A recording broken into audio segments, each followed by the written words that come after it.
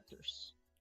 Welcome back to Art Fight! There is a more Art Fight art. Well, I'll also talk alongside Nathan, who's doing origami, because for Nathan, it's the first year anniversary from becoming affiliate. So congrats to Nathan. Yeah. I wouldn't say it's the first. I don't know which one it is. It is a birthday, I guess. Yeah, it's something to celebrate at the very least. Is it? Is it like they removed everything that made affiliate special? So I just like. I don't know. You were able to accomplish something I have not done yet, so they must have seen something, right?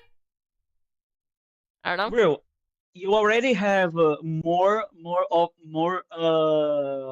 is it called? Average viewers per stream, like better than mine. Oh, don't say anything. No, you don't need to be sorry.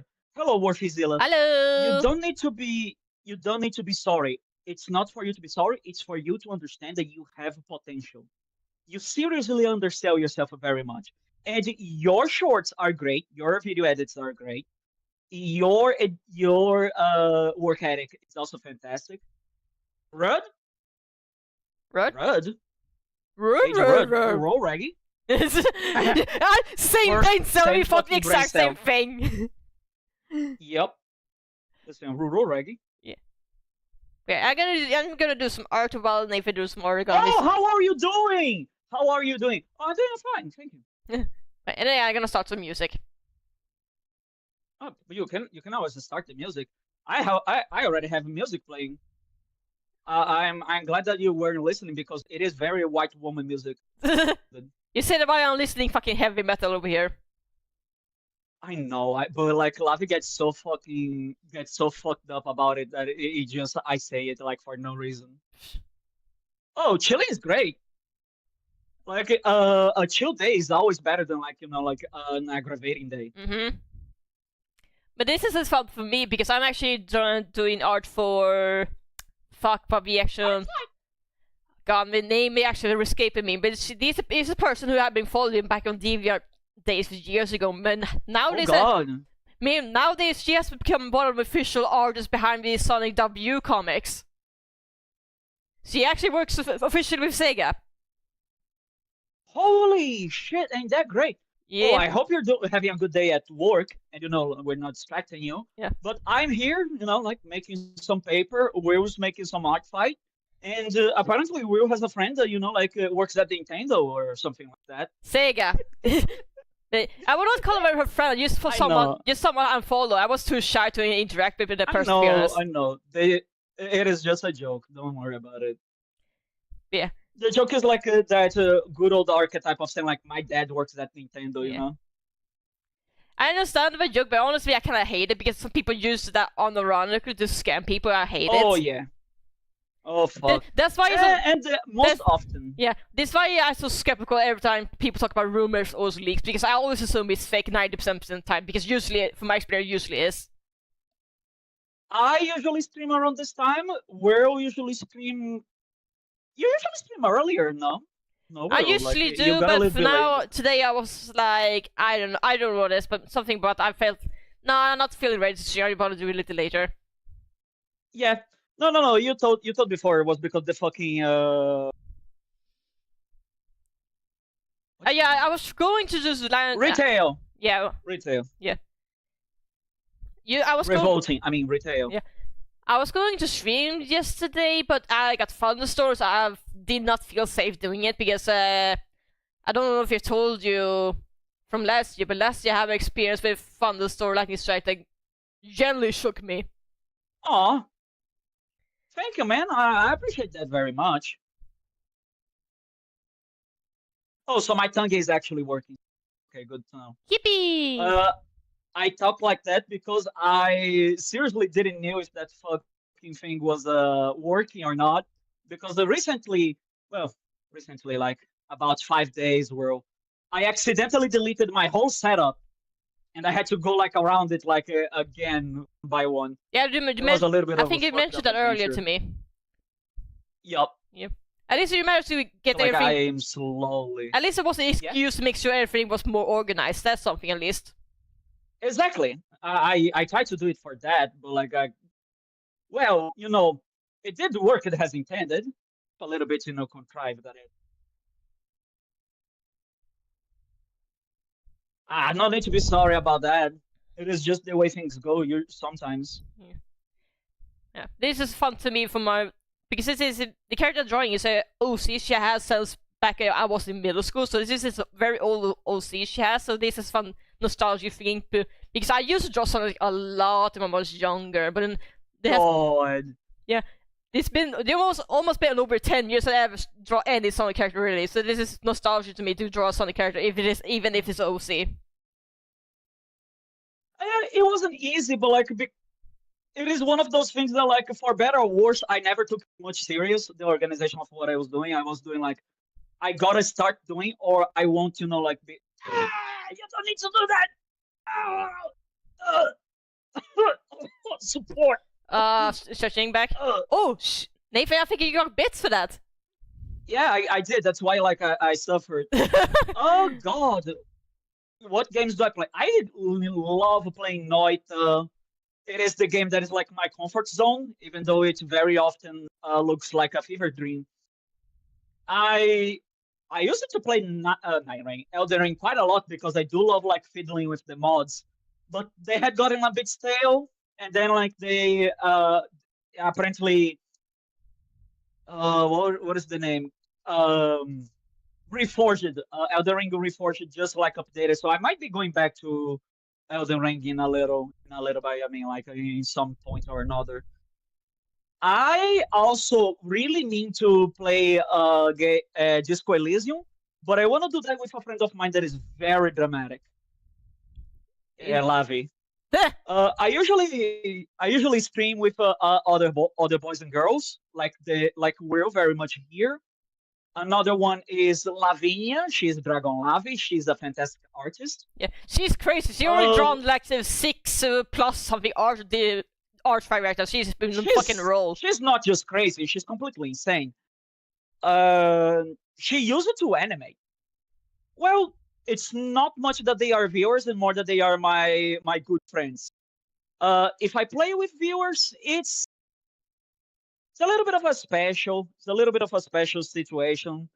I confess that I'm still very much an introvert, so it takes a while for me to warm up to people. Not only that, but I keep putting that shit like on the back burner.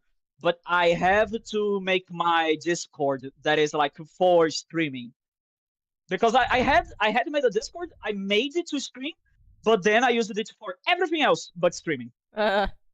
So To be fair, this Discord we're using is more active than the one I made, because most people don't want to interact with my Discord server because of some reason people treat it like it's fucking really active. So shit. It's not that well. If I would have to say, it's because you have niche interests. It's not even like that niche, but some people they bring movement. Oh, off you go, my boy. Do have a good day at work, all right? Yeah, bye-bye. Have a good day. Go ahead. Some people... Oh, of course. You go do your work and do a good work at that work, yeah. boy. Do not neglect Be the responsibility. Zilla that you are. Yup. Where like some people they bring movement. Yeah, I am on Discord, but right this moment I'm not making it available at the moment. I mean, you can probably find me around. Just like if you add me, just say like from where you are. Because I did receive it. I actually do have Discord server, and Nathan is in that technically, so I can send you link there if you want. No. You can send your link like in the chat for your Discord. Yeah, that's what I was about to say. That's what I said. That's what I meant. Hold on. By all means, smack it in. Okay, give me a second here. Because I did receive like an anonymous friend message on Discord, but like they didn't told me like where the hell did it came from. So like I still haven't refused it, but like, who's this? You know what I mean? Oh, give me a second. Let's see if this work. Okay, this should work. I think this is sent to my Discord server. Yeah. Nathan is in there, so if you want to drag Nathan there, Yeah. that's the option until he makes his own. Yeah. Hold on. Anyway, what were you about to say? The things that I know. Well, Yep. there is, and I'm going to be. This comes from a place of love and friendliness, okay, Will? Mhm. But it is a bit hard. Being pedantic about rules is the fastest way you can make people not interact on your chat. And I do say that because of I know like it bothers you whenever like I link things outside of the chats. But whenever you say that, if it's not harming someone, you make someone question themselves about doing it again. Essentially, people like the path of last resistance. You feel me? But yeah, If they make something that they feel they will be reprimanded for more often than not, it becomes a negative feedback. wait, I don't get it. What And did I it is do not wrong? You did nothing wrong. That is exactly it. That is exactly it. You did nothing wrong. And that's what I want you to understand. By the very nature of what it is a negative feedback that has no positive feedback. If someone, and I'm going to use as an example myself because it's, like something that happens often because I am stupid. Every time I post a link to a stream channel on shitpost, or that I talk like out of the place, like on the shitpost, or that I'm in calling vibing instead of streaming, you call my attention, which is not wrong. I'm not saying you're doing that wrong. Leaving that very clear. You're purely telling me that I am taking an incorrect approach, correct? I mean, I assume that you have organized a very specific way to stay in a specific way, so it feels weird to not. It feels weird how you organize a very specific way while at the same time completely ignore it. Right. So you agree that you're not doing anything wrong by bringing people's attention to that, yes? Mm. At least I assume it is. No, it is. It is. You're not doing anything wrong. However, it is a negative feedback. Think about it like a dog, because people are dogs. I'm sorry. we are all dogs. We're all dogs in this dog world. If your dog walks into the house with the paws dirt, it is not very wrong. It is a dog. It doesn't have that much control of it, but it still is something that upsets you, right? Like you're like, come on, I just cleaned it. The dog will still lower its head, lower its ears, and whimper, correct? Even if like you didn't scolded it directly. Is that so? So wait, am I not allowed to point people out, or you usually stay quiet and let people you make bad decisions or ignore the rules? Is that what you want me to do? I don't want you to do that. Once again, I'm explaining to you how people feel. Okay. And I'm going to get to the point where you are at. I'm going to get to that point. So you do understand that like even an indirect comment can be a negative feedback, yes? Even if it's not aimed, has a negative impact to that person. Okay. So, is it not correct to say that if you feel you will be reprimanded if you do something, you tend to avoid doing that? Even if you know that you're going to do it correctly next time.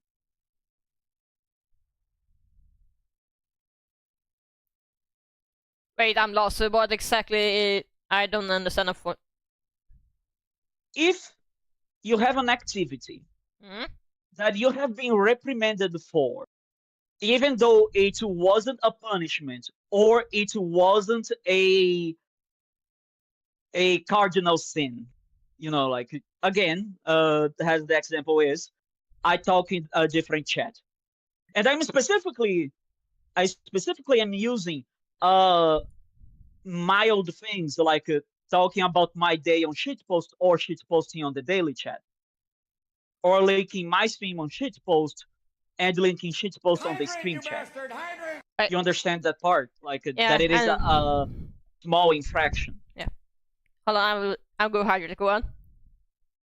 Oh, do hydrate. Drink, slurp that water. So you are on the same page with me. That like it is a small infraction. You understand that it's a small infraction. Yeah. You understand that the person understand that they committed a very small infraction, and that they have been, in a way, reprimanded by that, even if it's not a big reprimand, if it's just an attention, a call to attention. Correct? Yeah, I understand that, but the question is that what I do then, because am I reminding rules wrong, or is ignoring the rules wrong? What is the right approach then? Because I feel like, for right now it feels what am I doing is somehow wrong, and people don't feel bad, it's somehow my fault. No. That's where I'm going to get at. Okay. Humans are fickle. Humans are absurdly fickle creatures, and they have more permanent memory for negative events. So, because the nature of being reprimanded, being reminded of the rules, has no natural positive feedback, but has a negative feedback, the person is taught at the level like a dog. I do mean this. And like, if you think about a human like a dog, it does become better to explain and to think, as dehumanizing as it is. 1 second, I gotta hydrate. Yep. It's just the nature of the beast. If you remind someone first time, we call it first offense. You remind them a second time. The third time, either have a solid punishment, or simply don't remind them again. And that's where you gotta wait something. You gotta wait something. Do you want that person to keep engaged in their community and keep, talking, keep making their presence known? Or do you want to stifle that? And yeah, you probably are thinking, but I'm doing the right thing. I want that person to act better, to be their better self. People will more often than not believe that a punishment or negative feedback is an attack upon their personal self, even if they know it isn't. So very often, you have to think about infractions in a weight. Is this infraction grave enough that I must not overlook? Or is this infraction small enough that I can just hand wave it? And there's what I'm going to get at: grave infractions. Me talking about my daily day on shitpost or shitposting on daily chat, you agree that is a small infraction, right? They're almost the same thing depending on the tone of the talking, right? I'm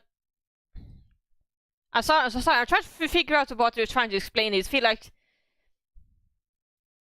so you say I should go with the 3-strike rule, or is that if people make mistakes 3 times, I should just ignore it, or just ignore the rules altogether? I don't fully understand it, to be honest.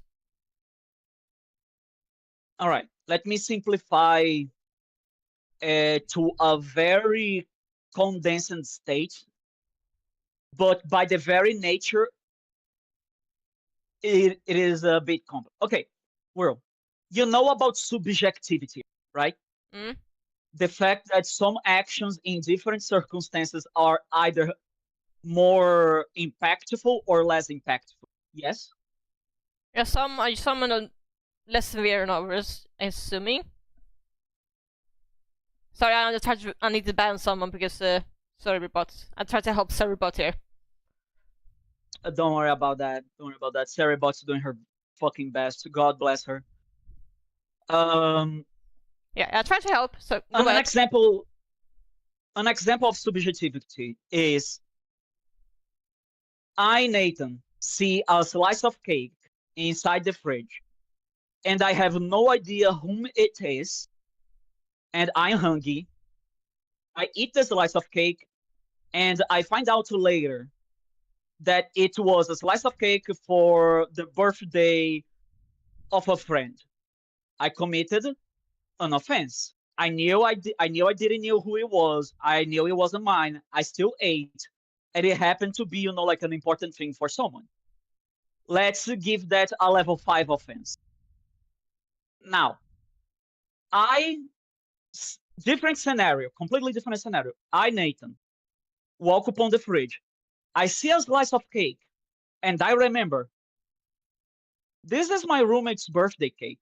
I know this because I know it's their birthday, and I don't like them very much. I'm going to eat the slice of cake, and I'm going to feign ignorance when they ask.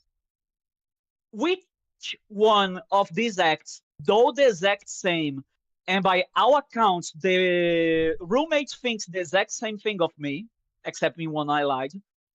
Which one is the graver offense? The latter? Exactly, because I did it maliciously, yes? Mm.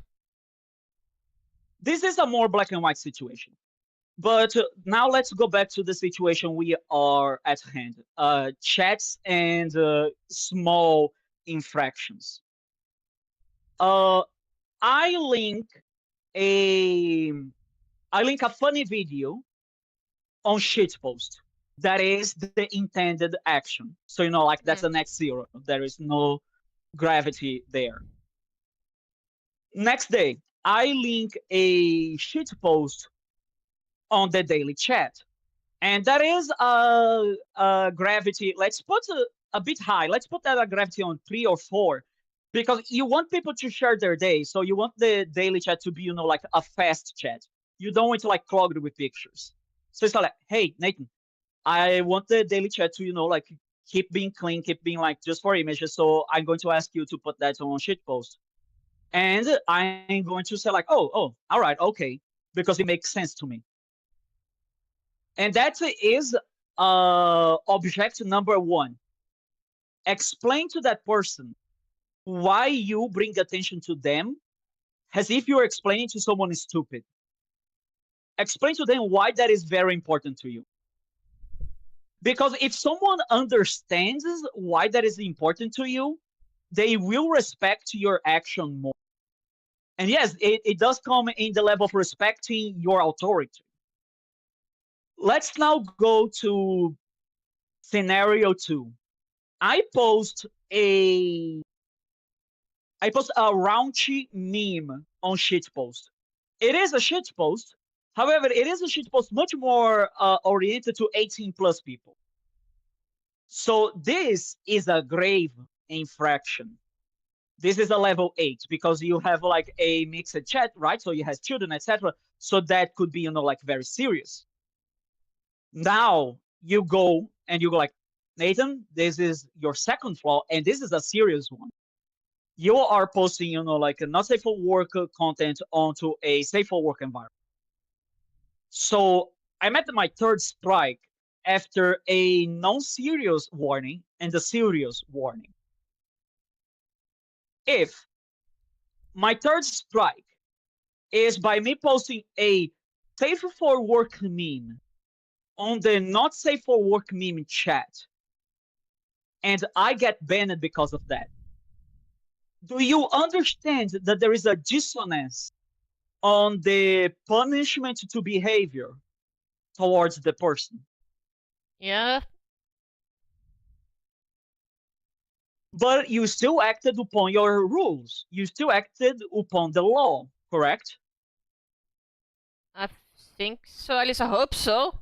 I'm sorry. So I understand what you're trying to say, but from my experience, like if it was my family, they would probably give me ban or strike 1. Because for me, I try to be nicer and more gentle, but I feel like even me being most gentle, civil goals feels like too harsh to a lot of people. So I feel like it's hard to me to realize what is the right thing to do, but it feels like everything I do is somehow wrong. I understand what you're trying to do, but from my experience, it's very difficult to find a good balance because I feel like. Sorry. And that's. No, you don't apologize. In fact, it is important that you don't apologize Because what happens is you are an immensely good person. You are an immensely kind person that was raised in a very authoritative environment where it was cutthroat rules for you, but very lenient curve rules for someone else. So it does create a disconnect dissonance for you because you lived through strict rules, but you saw other people disobeying that and you know like not receiving punishment. So of course that goes in your brain. You go like, okay, what the fuck is going on here, right? Mm. I want you to understand that lawful good. I mean that the true goodness, doing what is right, is not lawful good. It is neutral good. Doing what is right does not necessarily mean doing what is in the law. Because not always what is in the law, it is what would be the best. And there is a very good tale in the Bible for that. King Solomon was a wise Nathan, you had to repeat that because Discord is laggy you. Sorry, you had to repeat that because Discord broke. Nathan? Nathan? Nathan, I cannot. Nathan, I cannot tell a single thing for you. Discord is shitting the bed right now. Oh god. Nathan, shit. Nathan! Oh god, give me a second here.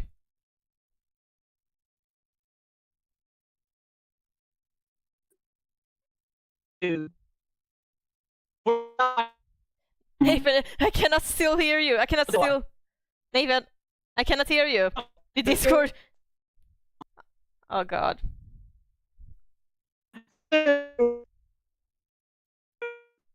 Nate.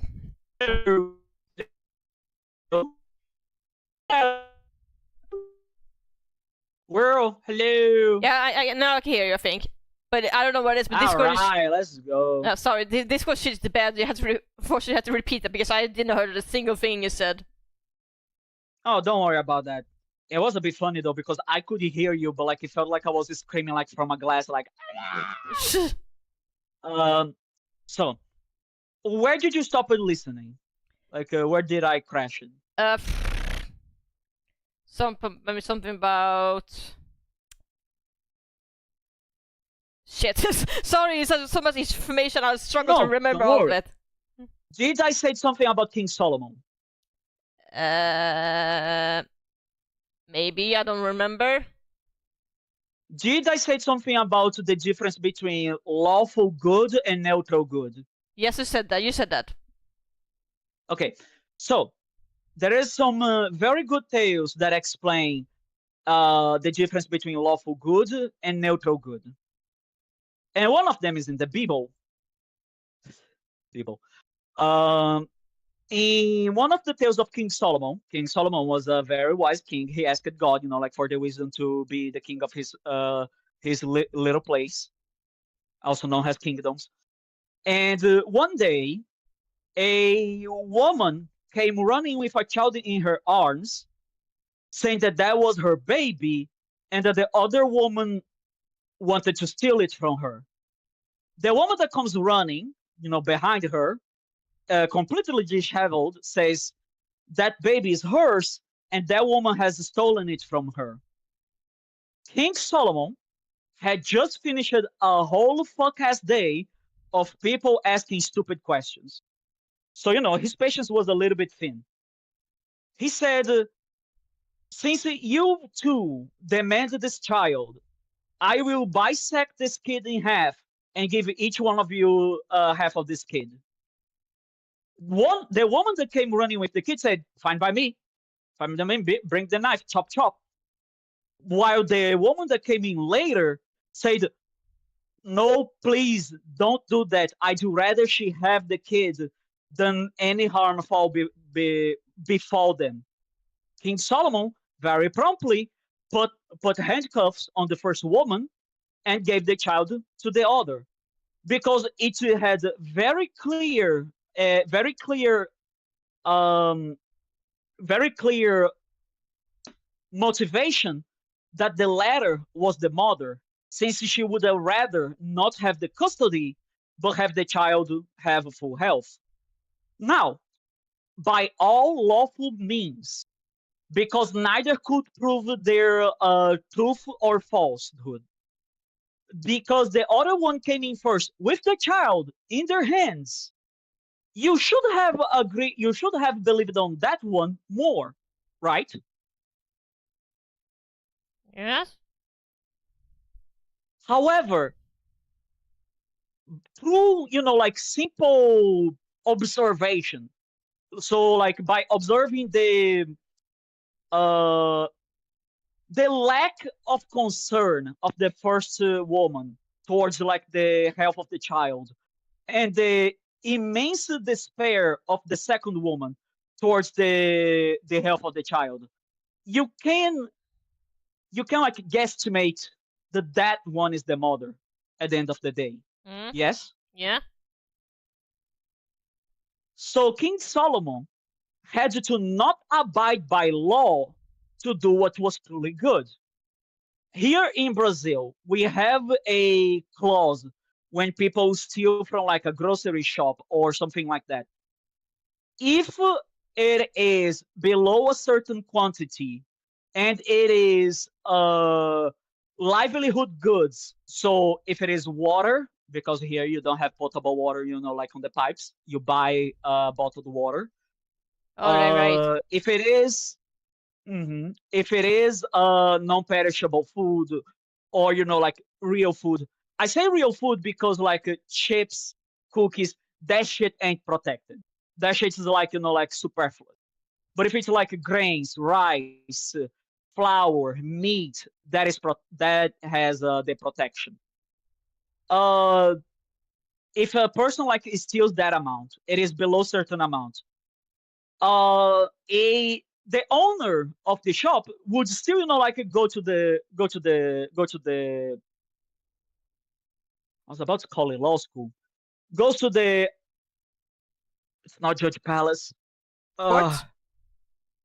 thank you God, thank you, goes to the court and demands payment and punishment towards that person.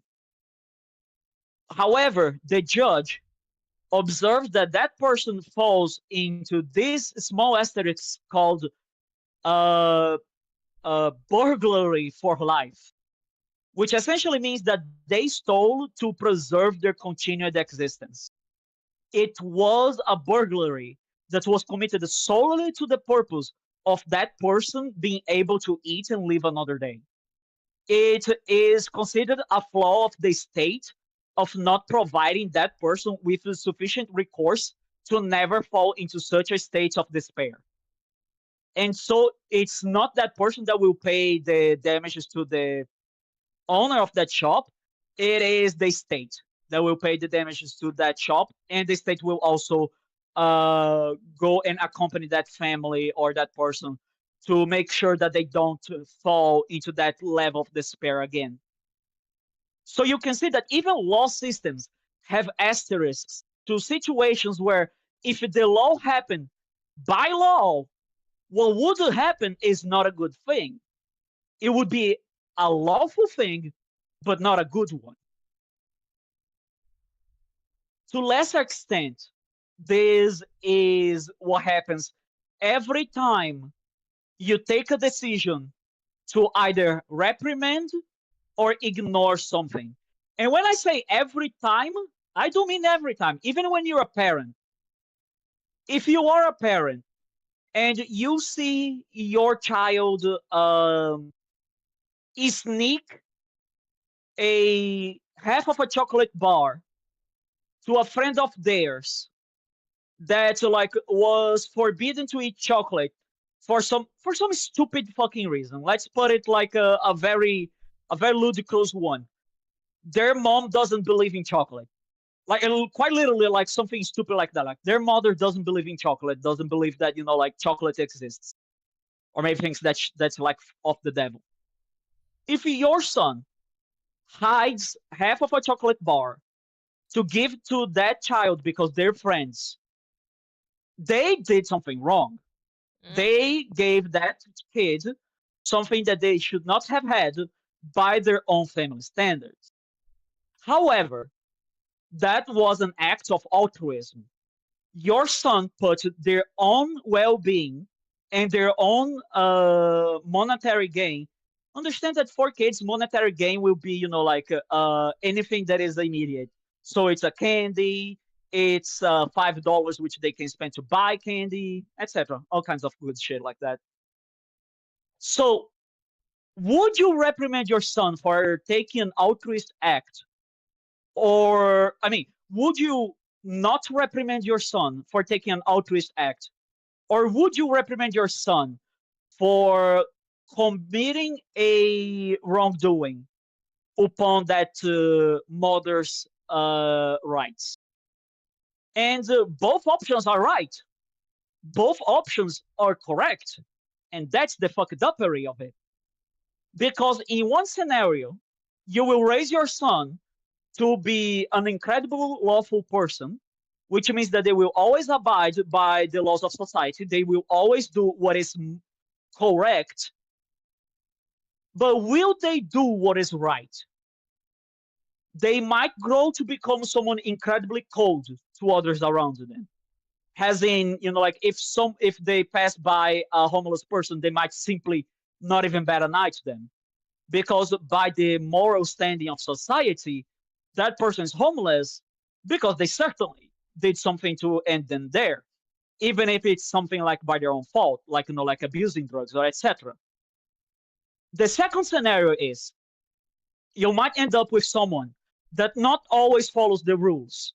So maybe they end up with a profession that is like not glamorous, like they're not going to be a lawyer, they're not going to be a doctor, but they still end up with a profession that they're able to live and have a happy life. But no, sorry that I said a happy life, because let's not say that one has a happy life because of this decision, because the other can still have a happy life, like they have enough money to do whatever the hell they want. Let's say this one has a wider circle of friends because they're more morally it's not correct to say morally pliant, but like they're more empathetic. Because you raise them to be more empathetic, they have a wider circle of true friends. You see how both are winning in life. Both have reasons to be happy, but those reasons are wildly different. One has monetary gains, the other has emotional gains. And I'm just making speculation that can be wildly incorrect or wildly different. They are just things that might, like end up like that. Mm. At the end of the day, when you choose to reinforce a rule, you have to ask yourself, is this a rule that is worth losing people over? Or is this a rule that is not worth losing people over?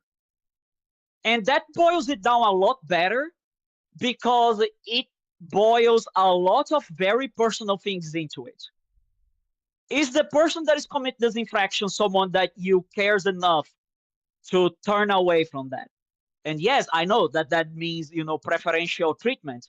And I know that is supposed to not be something that you do. But let's be honest.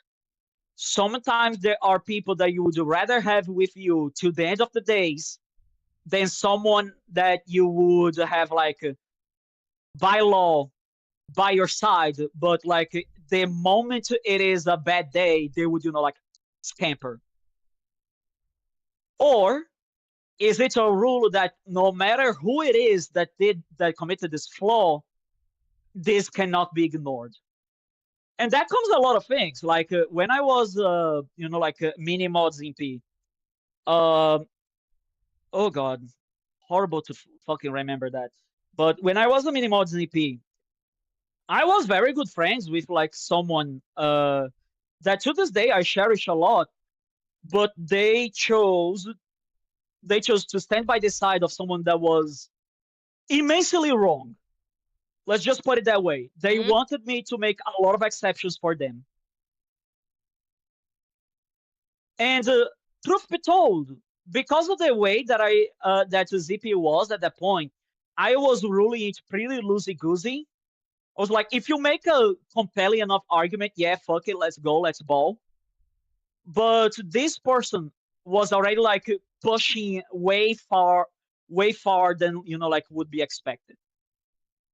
So they started crashing out because they started putting limits on them, saying that I was mistreating them, even though it was clear that I had given them like more than a pass. So when, even though that person was someone I used to be friends with, and even though I was friends with someone that was meaningful to them, I had to eventually ban that person because they had gotten to a point where even if I could have just hand waved the rule breaking that they were committing, it was reaching a point of abuse of law, not like any serious abuse. Same thing, it would be like, and I say this like immensely from my point, from your point of view. If I ever, and I mean this, if I ever commit a mistake grave enough that you must ban me, you ban me. You ban me immediately. Because by that point, I will have completely lost the sauce. If I ever do something that is, like unforgivable, Yes, like posting, God knows what I can't say here. but you never done that. I know I haven't.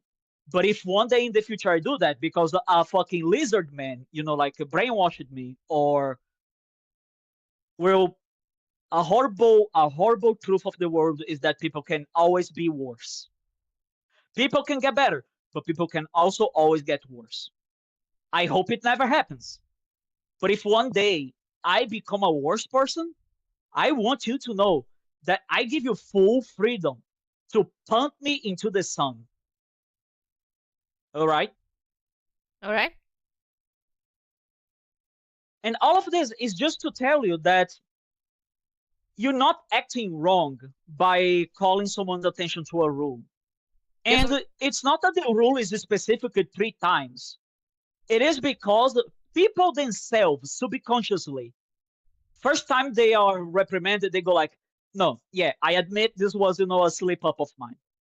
The second time they're reprimanded, they go like, okay, is this really that serious that it needs to be reprimanded? And the third time, if they truly don't understand why the person reprimanded them do that, it becomes a matter of okay, motherfucker, is that really that important that like you take time out of your day like to fucking call my attention to the principal's office? And I'm going to be like a very black and white situation, like where me posting on shitpost instead of any other post would be if someone in the chat was arachnophobic and I posted a shit post with spiders. You understand how that is like a lot more serious than simply posting a shit post like someone else. Even though it's the exact same scenario, because it would put someone in exasperation, it does accrue a level of seriousness. So, and have in mind, I'm telling you this because like that is just something that like it's in my opinion. I will be completely honest. The reason I'm not being very active on your chat, on your server, it's not really because of that. It is because I am on,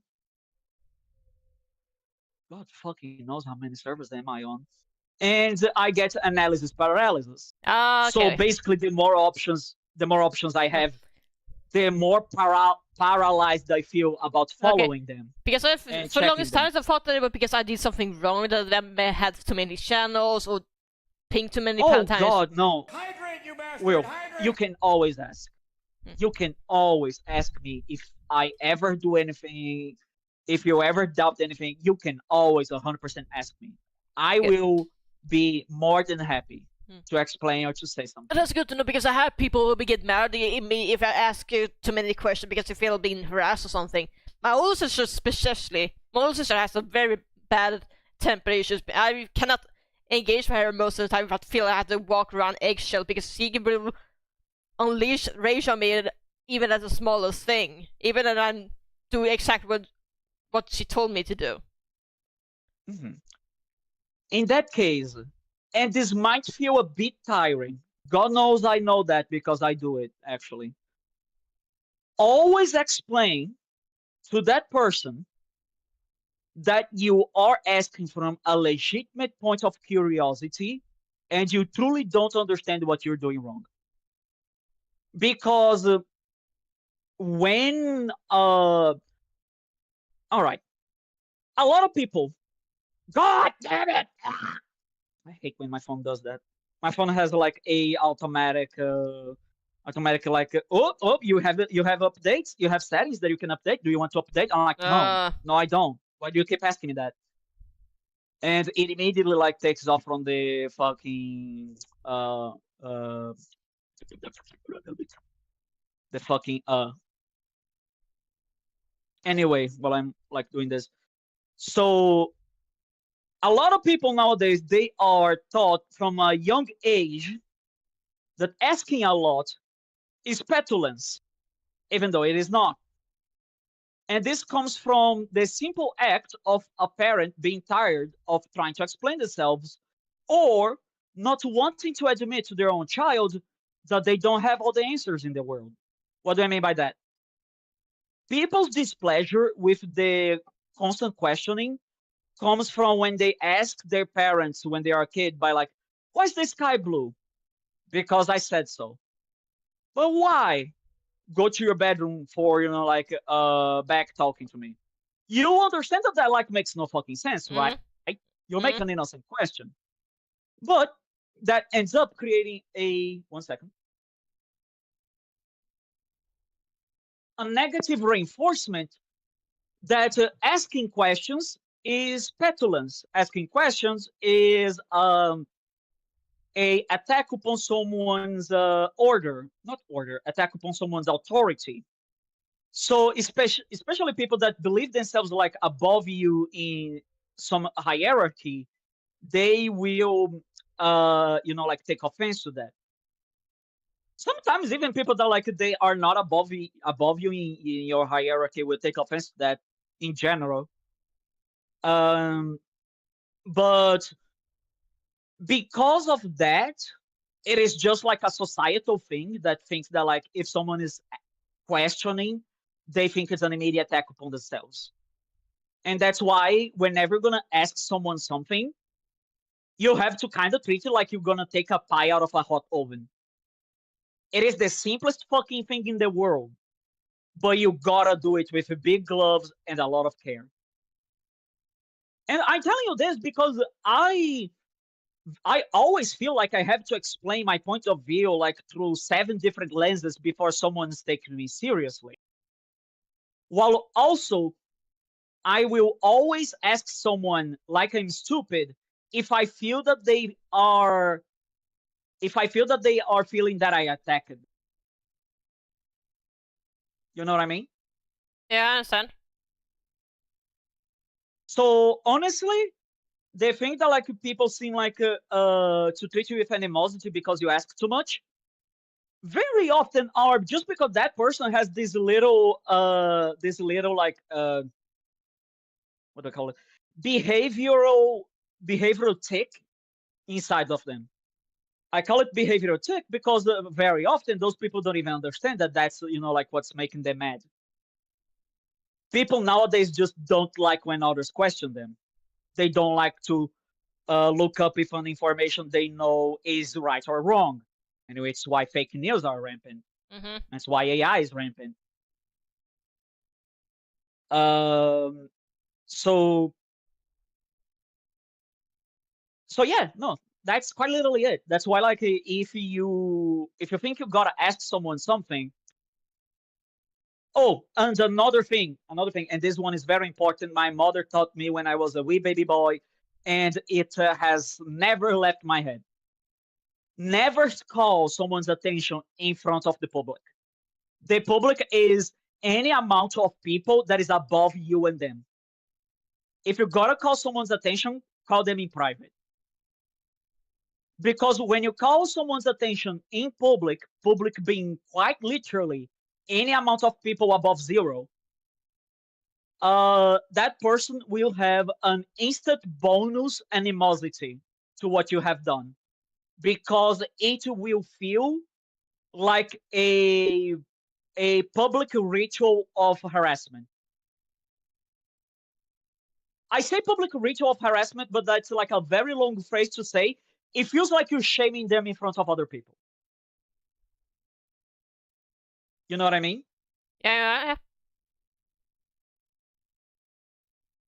So even like if you are 100%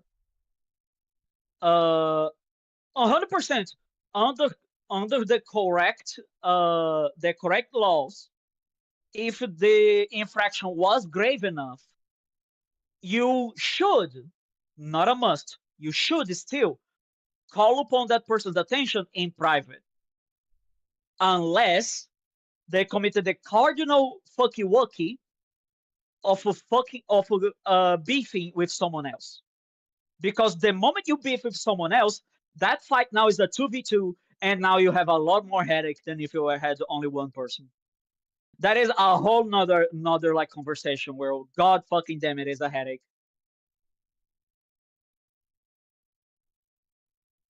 So to sum up a very long conversation, people are abhorrently arrogant, even when they are not perceiving so. People are very easy to hurt, even when they don't realize that they feel hurt. And to be lawful at all times does not necessarily mean you're being a good I don't want to say judge, but like lawman also doesn't. Moderator. To be lawful is not always the same thing as being a good moderator. If that makes sense. I think so. Sorry, I'm concentrating drawing while also listening, so sorry if I'm... One very important thing. Hmm? This is something that is subjective. So I don't expect you to understand immediately, but I just want you to start thinking about that. And start bringing to like anytime something like this happens to you, I just want you to bring back this thought, like, are there rules at this very moment the lawful thing or the right thing? Right thing might not be lawful, but might be what brings most people's happiness. The lawful thing is what is written down by the laws of society correct. You can study that, you can apply that to quite literally at any point in time, any choice, any subject choice. Like it is lawful of you to go to a, you know, like those little things that like some ice cream shops will have, like a taste or flavors, and you can like taste like a spoonful of each flavor. You mean a few samples? Yes, samples. I don't think I ever had that with ice cream. We have that, like, there is an ice cream shop here in Brazil that is called the 51 flavors because of reasons unknown. They have 51 flavors. Yeah. Actually, they have quite a few more. And in that ice cream shop, you can ask to try a flavor, like a single spoonful, one of the ice cream spoons, like that little cardboard fucking thing. Hmm. Um, it is entirely lawful of you to be a complete fucking dickhead and ask for a spoonful of each of the 51 flavors and mathematically have what is considerably 2 scoops of ice cream for free. But that is a massive dick move. Hmm. Do you like see the dissonance? It is lawful, but it's categorically not right.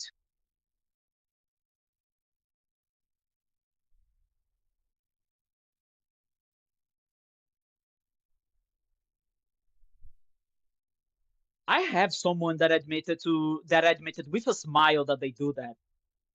Jesus And Christ. I could only look at them with a look of disgust like that I could not hide from my face.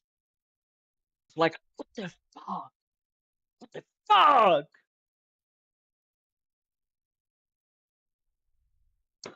Another perfect tale about the difference between lawful and right is, and I believe I told this tale before, the tale of the cricket and the ants. Yeah, you told me that before, but it's been a while. So, since I've told you before, I'm just gonna make a recap. Mm. In the spring, the cricket is playing their music, having the fun of their time, and the ants are working. The cricket going like, come on, you gotta play, come on, play with me, come on, play with me. And the ants are like, you stupid motherfucker, we gotta work. If the winter comes and we don't have food, we fucking die. You should work too, you should prepare. And the fucking cricket goes, like, you're so stupid. I gotta play now. If I don't play now, I won't be able to play later. Comes winter, the cricket like knocks on the ant's door and like, can you give me some food, please? I'm freezing. And the ant tells them, we did warn you that if you didn't prepare while you could, you would be in dire circumstances when, like when time came. It would be entirely lawful of the ant to close the door on the cricket's face and let them die. However, the tale still brings that the ant brings the cricket home and they are able to survive that winter. And next summer, both the cricket is alive and became a more diligent person that now, and the ants also realize that living just for work creates a empty sense of fulfillment. So both had something to learn from each other by taking the right choice instead of the lawful choice. You diggity do? Yeah, I get it. Yeah. Not gonna lie, and I keep saying this, and this just reinforces it. I think the moment we stopped reading fables and Aesops to children was the moment a lot of people lost to the quote unquote common sense and empathy. Yeah. Because a lot of classic fairy tales were basically originally made just to teach children to valuable lessons. Like Pinocchio was teaching people not to be selfish. Yeah, and not lie. But not lines like like the fucking surface value. Yeah. Maybe you understand what I mean. It's like if you can be be asshole and still be honest, Yeah.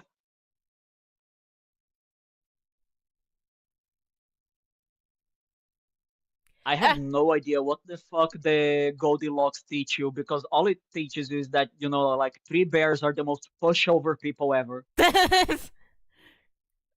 Isn't it bad when I think about the 3 bears and the Goldilocks? My first thing it was an old cartoon that became me later. I forgot the exact line, but do you remember that old meme of the 3 bears that says such a word in a specific way? It sounds hilarious. 3 bears sounds hilarious. I don't think I remember. I don't remember exactly, but there was one meme based on an old cartoon based on that fairy tale that went viral for like 10 years ago or something crazy like that. Was it an episode of Billy Mandy? No, Because there there was wasn't older sort of culture. There was, feeling there was about older Goldilocks. culture. There was older culture. There was an older one. It was like an animated short. Like I don't remember. Was it 50s or 60s? I don't remember exactly. But it was a really, Oh really. my fucking god! Yeah, even old shit cartoon can be suddenly become internet memes later on. You never know. All right, listen. I'm old. I'm old. I'm not that old. Okay. I'm old. I'm not that old. Hmm. Now I am curious. I don't know, but now I'm curious. Yeah. Maybe you should look it up because that shit lives my head definitely rent fucking free, will. but I don't remember the exact details. I remember that shit. definitely fucking. I remember that shit was everywhere in the 2010s. Oh god! Don't say that the 2010s were a long time ago, please. That will hurt me. Oh god. Oh god. The 2010s was not a long time ago. I'm gonna fucking die. It's a fun fact that God. Disney's Little Mermaid was released in 1989, and that was almost like 30, 40 years ago. Oh my god. I'm so sorry, Nathan. I hate it. I hate it. You wanna know what I hate even more? I hate that every fucking time I remember, like, oh yeah, no, it was a long while ago, and then I remember, hey, by the way, Undertale is old enough to drink. I'm like, ah! I just die. Or the fact that Mario Galaxy 1 is almost 20 years old at this point. No, no, it isn't. No, it isn't. It came back. No, it fucking isn't. They came out around 2007, or the beyond year 2026. I'm gonna vomit. I'm going to die. I'm gonna fall over. I'm going to fall over. Oh my fucking god. I'm so sorry, Nathan. I totally am unk. No, I fucking linked it. I linked it like in one of the chats. I don't remember when I linked it, but like I saw a fucking manga reviewer putting Deadman Wonderland that has classical horror manga. And I felt my hair go completely fucking white. Now you know my old sister feels like when I tell her about classic Disney movies being X years old. She doesn't like being reminded either.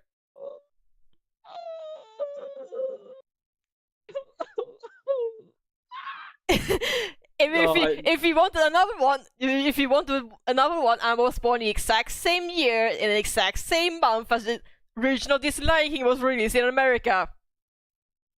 The original Disney what now? The original Disney Lion King. Oh my god, really? Yeah, I was born the exact same year in the exact same month as that movie came out in theaters in America. I cannot fucking believe that your persona is not a lion. That is such a cop-out. That is such a cop-out. I'll fucking say it. It's too cliche! It's too cliche! There's too many lion I furs know it is, but that's why you should. The cliche is good. It is right there. It is right there. Oh my goodness.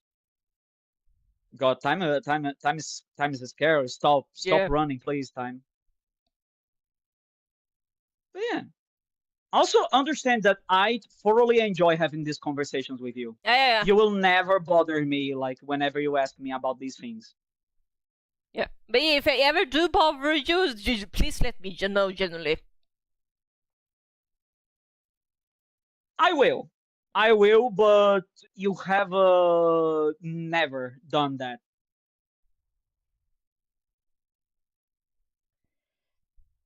Well, the only time you did was like the last time you called my attention to the link, but that is literally like the most nothing burger ever. Alright. Do understand that there's also like some people hold on to grudges, like they hold on to the fucking ring from goddamn the Lord of the Rings. I hold on to grudges like they're soap bubbles. I quite literally cannot have a grudge at someone more than a day. So you hold grudges like a dog, so I only forget it in like a week or something. Not even. I quite literally hold on to grudges like I hold on to a soap bubble. Immediately gone. I say that because at one point, Lavi and Derek, a friend of ours, quite little. They scolded me for not being able to hold a grudge against someone that had betrayed me, like pretty fucking big betrayal, and I could not hold a grudge towards them. I kept thinking that it was my fault. Mm. Don't you worry about that. Life is like that. You gotta understand. Life is made of flaws because that's how you learn to do the right thing. Mm. The more you fail, the better you become a better person. It's kind of like polishing. Yep. The act of polishing something demands that you make many fractures and that you shed many pieces of that thing so that they become polished. So it is impossible to make something shine if you don't bring abrasion towards it. It is necessary to go through hardship to become your better self. Unfortunately, a lot of people nowadays have a crippling aversion to hardship. I understand not enjoying hardship, but like, come on, bro. Sometimes you gotta just, like go out. You gotta go out. You gotta go out of your house, brother. Yeah. What was I going to say? It's kind of off topic, but do you want me to educate you about something from animation history? I would love it. Okay. I would genuinely fucking love it. Okay. I'm gonna post a picture on. No, not here. I'm posting it on VC text, but I assume it'll be easier to see. Do you know who this is? Let me smell.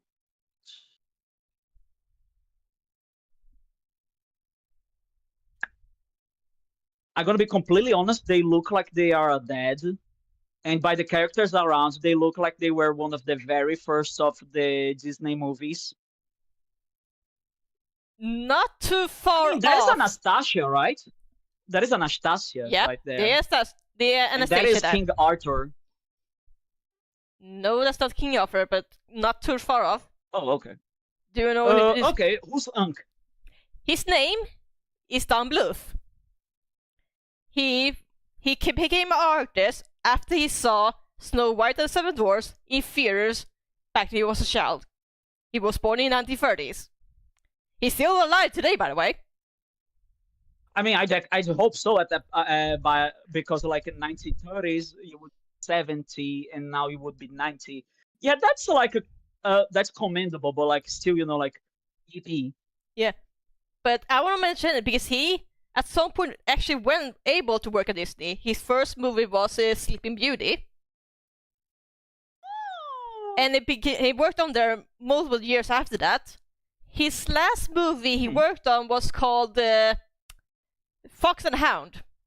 That was made around the 70s and 80s.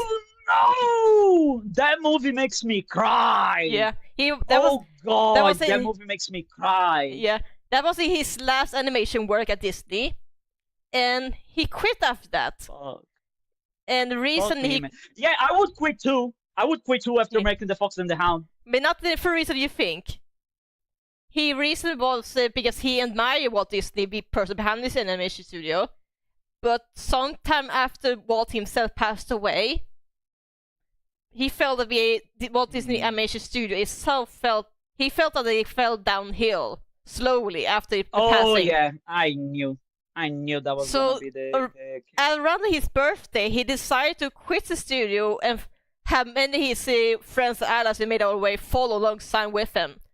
We screwed over production over Fox and the Hound because it not only forced them to delay the movie for almost an entire year, but we had to, in panic, find more people, staff to fill the void. Mm-hmm. And he's started to work. Now I have an emotion against him. How dare he do that to Fox and the Hound? I'm joking. Go on. Okay, but he started his own animation studio. I forgot the actual name, but he started make his own movies. And the first movie he ever made was called Secret of NIMH. See the mouse with the red coat on the shoulder? Oh my god, wait. Yep. Wait. That name I know. Yeah, that was his first film after working with Disney. Oh no, I don't know. I think I know, but I don't know. Yeah. I mean, I think I watched it, but I haven't watched it. Have you heard I'm very divided. of American Tail? Yes, that one I have heard 100%. He worked on that too. Yeah. Land of Patrol. I mean, he also smells like he worked on All Dogs Go to Heaven. Yeah. Dragon's Lair, a video game. He also worked on that. He also worked on vegan. So that's where that night is from. Yep. From the video game. Yep.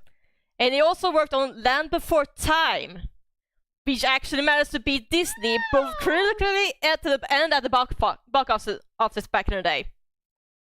Wait, he did what with Land Before Time? He beat Disney at their own game, both financially and critically. Oh, let's fucking go, brother. Yeah, let's go. The best way to describe it, Don Bluth back then was what Glitch Studio is today. And Indie Studio beat Disney at their own game. Okay, so what you're telling me is that Disney's great fucking disdain for 2D is because they got beaten at their own game. No. Do you know what Disney's response to him?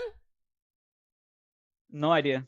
The Little Mermaid and the entire Disney Renaissance. Oh, they got butthurt. Yeah, so Little Mermaid, The Beauty and the Beast, Aladdin, The Lion King, all of them was response to Don Bluth. Don Bluth forced them to become better. We need a new Don Bluth. We need a new motherfucker to come in. Yeah. We need the new Renaissance, please and thank you. He was important because it was Disney's very first competition they ever had. God, we need so he's a very historic, important person in animation just for that reason alone. Oh yeah, no, that does make them like a fucking gem. Yeah. Like they quite literally saved the industry of its own demise. I think Anastasia this was not the last film. It was the first film he worked when made. He was working at Fox.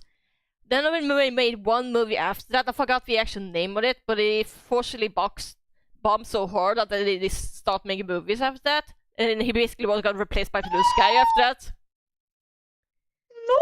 Yeah, so unfortunately his career didn't last too long, but he has a very important run. A very impactful run. No, he did what he had to do. Like he quite literally did what he had to do. He quit well ahead. Well, not quit, but you know what I mean. Yeah. God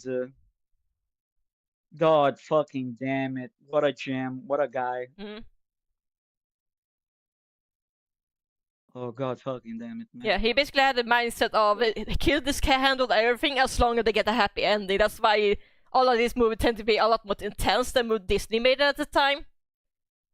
You're gonna remember something that I remember the Land Before Time. There was this point that they were questioning themselves if they were being too intense, so they actually contacted me, actually real life child psychologist about it. And the response was basically keep it, but introduce a character as a narrator to tell the main character that this and that, whatnot, to soften the blow slightly, but keep the important scene. Oh my god. Yeah. So that's like the fucking what the fucking Studio Ghibli had to do with Totoro, except with Totoro, like they made not with Totoro, Grave of the Fireflies. The movie My Neighbor Totoro was made like to fucking counter the blow that Grave of the Fireflies was. Partially, yeah. So like, can you imagine you make a movie that is so fucking depressing, you need to create like the most happy-go-lucky movie possible, just like to counterbalance that. Yeah, because it's not everybody at an emotional state to be able to survive through that. I still have not watched Grave of the Firefly. I'm terrified to watch that movie, to be honest. Oh, don't fucking do that. That movie is amazing, but it will decimate you. As I would be told. That is quite literally the best movie you never want to see again. You see it once and that's it. That's over. It's enough for today. And the rest of your life. Yeah. But that's why I talk about Don Bluth, because he's like in his late 80s, so and my grandfather, he unfortunately passed away recently at 89. So I want to remind you that even if he passed away next year or whatnot, you should always remember that he exists, the way he was the historical importance into the world of animation in general. Not because He did a lot. He did one thing that many people thought was possible back in the day. Just win against Disney. Wait, did you just say that he is your grandpa? No, no, I did not, Nathan. I'm sorry.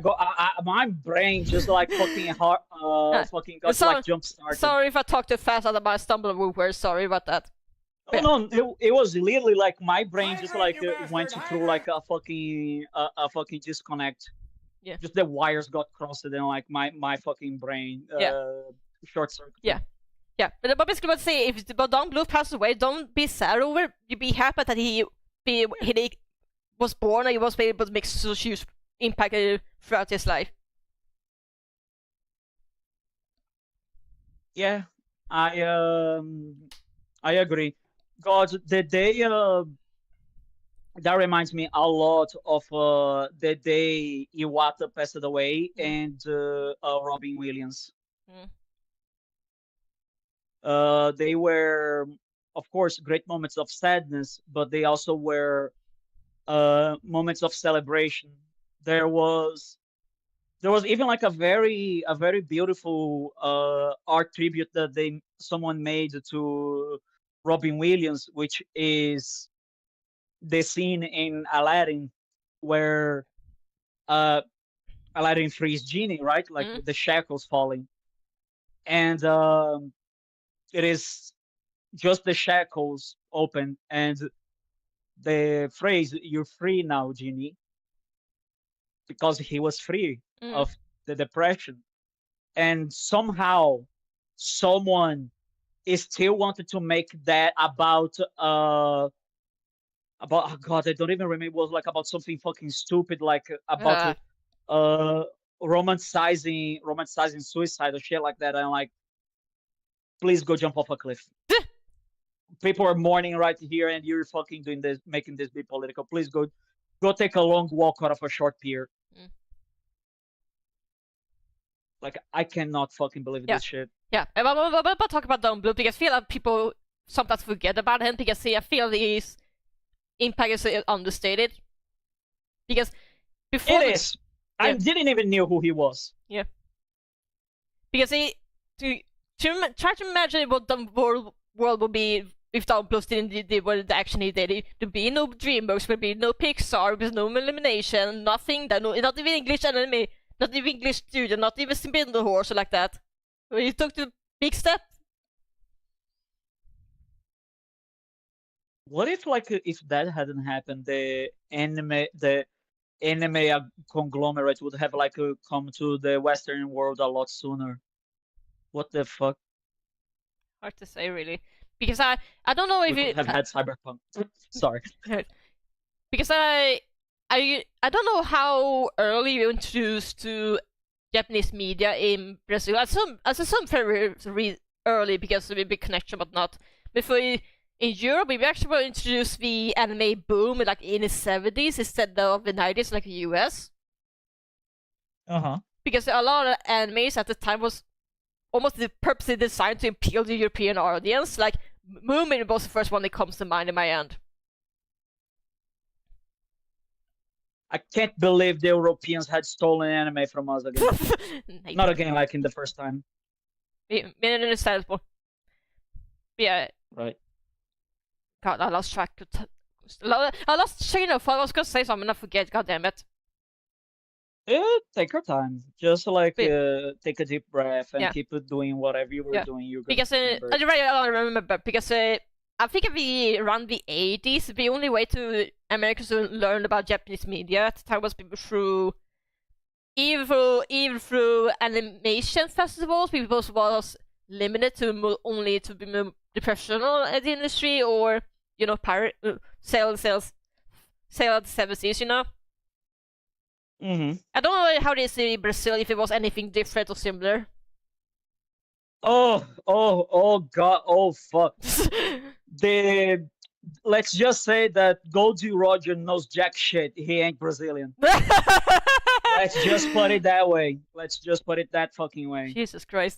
There is a reason that like when the Twitter algorithm very briefly put everyone around the world like together, Japan and Brazil had first a big hug, then a big fight, then another big hug. Japan has an almost cutthroat approach to piracy Yeah, I know that. because there they the act of like being loyal to a company is a silent agreement, is a gentleman's handshake. Like if you buy a pirated product in Japan, it is almost like you're willingly being a dickhead to that company. Here in Brazil, because shit always would come here with 3 taxes. Of the 3, 4 are like superfluous or redundant.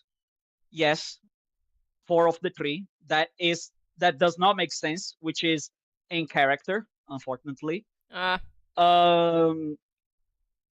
We only have the option of buying piracy because to buy the original, we had to sacrifice like fucking 3 months of salary. Oh god. If not, have to walk towards an ancient monastery, talk to a Buddhist monk, and wait 500 business days to see like a piece of plastic that might or might not be completely decimated reach you. So original work was a little bit of rich people's only. And a lot of the time, it was due to piracy that people would know of an IP and then go after the original. So it was through piracy that the masses, the unwashed peasant masses, would be introduced to the anime industry and culture and become their biggest fans. Brazil single-handedly saved Saint Seiya and Speed Racer. Saint Seiya was gonna crash out after the very first season until they aired in Brazil. Not aired, sold the manga in Brazil, and people here ate like fucking hotcakes. To the point, it is why in the second season, the fucking Zodiac houses, the very second house, which is the most powerful of the characters, Aldebaran of Taurus, is Brazilian. It is a homage. It is also why Speed Racer is based on Ayrton Senna, a Brazilian F1 speedster.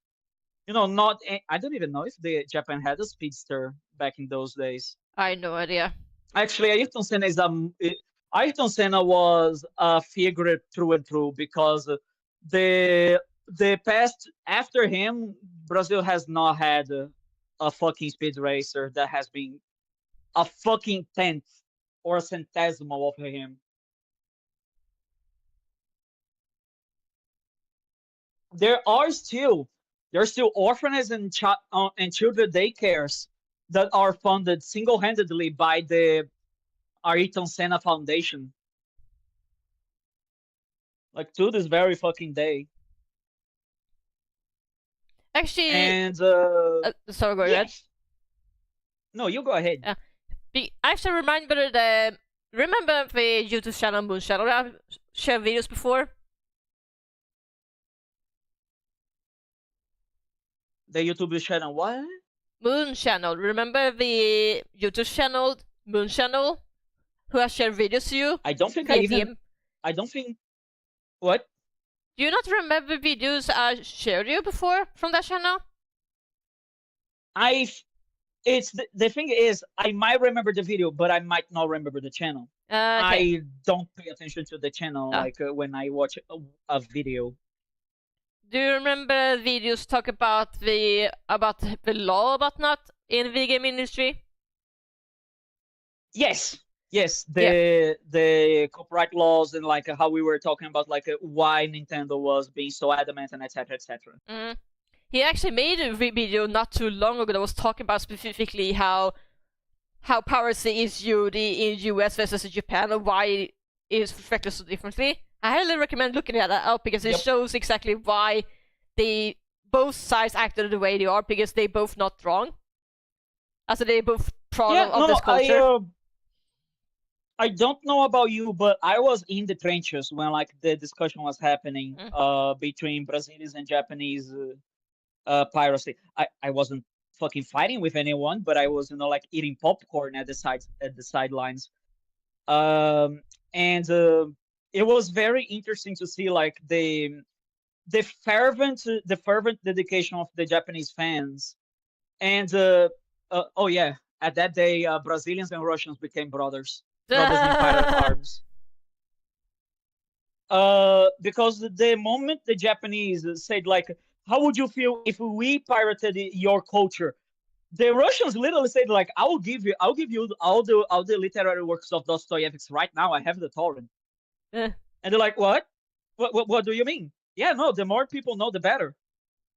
Same thing with Brazil. Like, oh, if you guys want to know like of our culture, if you guys want to see like the things that we have great pride upon, yeah, no, we're gonna fucking share with you. We're gonna like give you all the links, because to people that suffer great trouble at finding means to purchase. Well, of course, the Russians were because of the USSR, and Brazil is because of monetary system. Both still value that knowledge should be shared and support should be given. Like the support that you want to give to a creator should be given not at the cost of your health. That's why you will never see a Brazilian or a Russian going into depth to like support a fucking e-celeb. Like, we may like a creator, but not that much. We still like to to eat food. And we, it's not like we would not feel bad about like pirating something and not being able to buy it, because piracy still is so convoluted, and like sometimes you have to fix it, and sometimes you have to go and grab a fix, and sometimes you have to update, and sometimes you have to sacrifice a chicken to it. Maybe not that last part. Which is why Steam is so used in Brazil, in Russia, because they quite literally are a better service in terms of piracy. The reason piracy in computer games fell like through the bottom, almost zero, is purely because of Steam being a better, more convenient system than piracy. So every time a company complains about piracy, just play a very short clip of Gabe Newell saying, "You can pirate how much you want. We are still a better service than piracy itself, so we don't have to worry about it. Here, grab the fucking torrent. You're gonna take more time downloading that than the game if you bought it." I can half agree, but I also really have to disagree, because I can think of one PC from the field like has a better server than Steam, and there's GOG, but that's a different niche more than anything. Oh no, yeah, no, like that is not disagreeable, because like you're not dismissing Steam. It is just like another service that is considerably better than piracy. Because they offer what's quite literally data permanence, especially after companies have shown that they cannot be trusted with a fucking flat surface. With how they have like been killing games that are old without warning or anyone, or games that is just less than a month old. God, you don't even. Oh my god. Yeah, but anyway, go ahead. But again, like that's also a better service than piracy, because the piracy depends on like in a way, piracy, like especially digital piracy, is the most communist spirit thing possible, because it all depends on everyone working for the better of everyone else. Because to pirate a torrent, to pirate an archive, you need at least one chucklefuck to always be online, always torrenting that data. If that last beautiful sun star If that last beautiful star wink out in the night, you can never torrent that shit again. Mm-hmm. So like GOG, God's work. They are doing a service that Steam doesn't really have the interest of doing, because like they are taking care of another market. Yeah. And it's the kind of thing that like between GOG and Steam, it's almost like a gentleman's nod. I have not seen like either encroach on each other's markets. Yeah. The best way to describe this is Steam is better option if you care about modern AAA titles, but GOG is better if you care about retro titles. Yep. It even like shows in like the Humble bundles. If a Humble bundle has a GOG focused, like that's it. Like you don't even see like that game on a sale on Steam for like a while. Mm. It's a level of respect to both. Yes. Yeah, I was about to say, on the few games that is available on both, GOG usually is a better option because they always DRM free. While some games on Steam some have DRM. Like in one game, one game I just bought recently during summer sales on GOG was Dino Crisis, the classic PlayStation 1 game. That game is also on Steam, but Steam has DRM, but GOG does not. Yeah, GOG has like this very beautiful thing, which is they have their group of code monkeys that maintain ancient games functioning in new age machines. And that shit is borderline secret society magic. Yeah. Unless because some of those games. No, go ahead. Some of these games were made in what can only be considered esoteric knowledge, because they're done in like code that is like not only lost to technology, quite literally by definition lost technology. It also has no documentation, so like how to code on that, it's anyone's guess. Yeah. If you're lucky, you might find devs that have managed to preserve the original source code, but that's very rare. Crockett was one of the lucky ones. Most 90 games don't have luxury, but Croc was one of the few ones. Croc? Yeah. Oh my god, I love Croc! Yeah, Croc was one of the few 90s games where we actually managed to fully preserve the original source code. Because the original just kept that. That's why that's why I was able to re-release it on GOG, because the original source code was kept. Oh my god! I love Croc. I gotta play it again. That's another game I got recently on GOG by Summer Steel. So that's another game I want to play some, because there was one. I never grew up a PlayStation. And it was like I was only allowed to have one gaming platform. So and I picked Nintendo because most of my games I'm interested was that one there. So a lot of games on PlayStation 2, 1, 2, 3, I miss out on. So I'm trying to catch up, so to speak. The game. I was almost the same thing, but the opposite. Because PlayStation was the most popular in Brazil by reasons unknown. It was the easier one to pirate.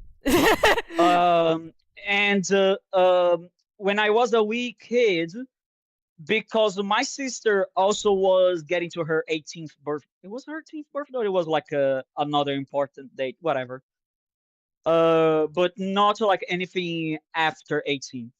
Because both I and her were doing well in school, our parents decided we could have a PS1. And that was honestly how I went on my learn English journey. Because I would play a fucking English game with a notebook beside me, and I would translate each goddamn word one by one, and then I would read out loud. So they basically play PlayStation 1 games like they play Pokemon, where you just translate the game as I go while playing. Yep, except I played a JRPG, which meant that the half of my fucking enjoyment was just translation. Pokemon is... And it was Star Ocean too. Star Ocean is absurdly text heavy. That's way more text than Pokemon, yeah. Yep. Oh, listen, if it were Pokemon, I would have not learned a single lick of English, because I played to completion Japanese Medabots and Japanese Digimon something, just because I memorized what each piece did. I did not. I was too stupid to know that. I am a no. This was like when I was already old. When I mean the Japanese thing, but like I should be disappointed, but at the same time very proud of myself for remembering all the garbage, just because I love Medabots and fucking Digimon. Mm-hmm. But yeah, no, like I had a PS1, and I only went to have the GameCube after I went to my 18th birthday. So it was like PS1 at my 10th and the GameCube at my 18th birthday, and that's fucking it. Until I was God knows what, because I think it was like 3 years after the Nintendo Wii had been released. So like 3 years after the Nintendo Wii, we got a Nintendo Wii. And after that, I went to Canada, and then I came back, and that's it. The last console I had was a Nintendo Wii. That sounds right, considering you. I remember specifically that Wii U was skipped in Brazil specifically because Nintendo could not find a way to release it at an affordable price without costly identification. Yeah. So it was a stuck in between the two places, and that's very unfortunate. Yeah. Which it sucks, but at the same time, I kind of also respect it. It's like, yeah, we not want to release an inferior product just for one specific country. Everybody deserves this. Not only that, but Brazil has very, very strict consumer protection laws, and wanting or not, but some of the DRM and copyright laws that Japan have is strictly anti-consumerist. The fact that Nintendo, if it detects a pirate game, it will dead break the whole console. That is anti-consumerist. The flaw is on the game. The client can still have a plausible deniability of having bought a game thinking it is original. And if the Switch just like chilled the game, perfectly fine. But breaking the whole machine is anti-consumerist. Yep. It is like killing the dog to kill the flies. The fleas. I'm pretty sure that law is considered illegal in Europe as well, but I don't remember exactly. So correct me if I'm wrong on that. I have no idea. I'm not European. Yeah, all I really know that is there are stuff in the US that is fine. That is big no in EU. That's all I know. Yeah. The thing is, it has been kind of hard to defend anything law-worthy from the EU, considering that they want to make the whole world obey by their own laws. Yeah, unfortunately. In like all kinds of garbage.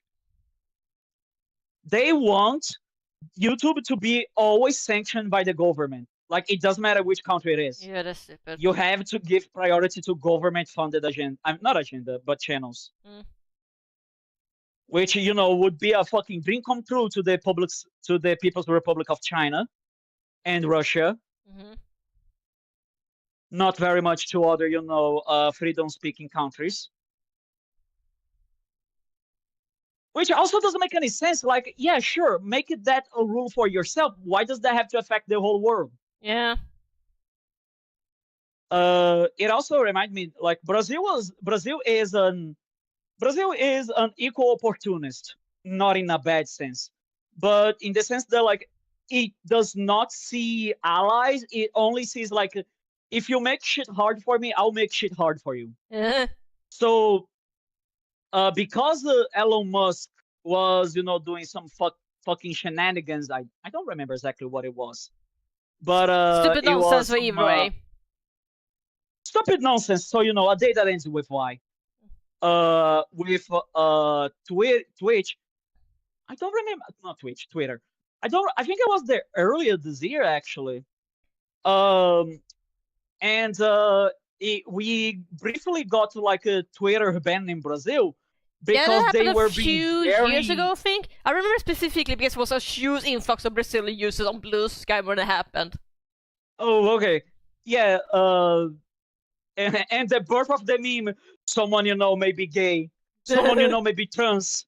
They might even be Brazilian. Because everyone realized, like, holy shit, everyone was Brazilian? What? Everyone was Brazilian? You were Brazilian. You're Brazilian. You're Brazilian. Yeah, no, like even accounts that I follow were like Korean or English.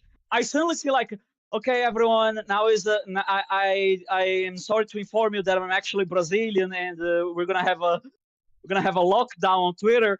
And like, what? Everyone was saying like, what do you mean? Everyone I know is Brazilian. I was fucking laughing my ass off. I was laughing my ass off. Anyway, Elon Musk creates problem, Twitter. So you can see that like it's not because it was Japan. It's simply because it was perceived by our consumerist law that it was a breach of clients' rights, which honestly makes it like the most bittersweet thing. Brazil has both the best laws to protect the customer, but also the most dog shit laws to import products. So I'm like, okay, motherfucker, which one do you want? I'm glad that you protect me, but I still want to buy my fucking Hatsune Miku figure, please. Yeah. Oh, speaking of, I still can't buy gamer subs. Yeah. Nathan, please explain me. What's the big deal about the fucking Hatsune Miku plushie at the World Cup? I'm. Oh, okay. So, well, actually, this actually makes very much part of the comment. Remember what we just talked about, like the great Brazilian migration, and people joking that everyone was Brazilian. Yeah. Turns out a fucking huge amount of the not safe for work art accounts are Brazilian. Oh my god! Of course, the very fucking specifically. Was. Of course, and I don't mean like just the not safe for work accounts. I mean the good ones. Oh god! I mean the ones with a lot of people.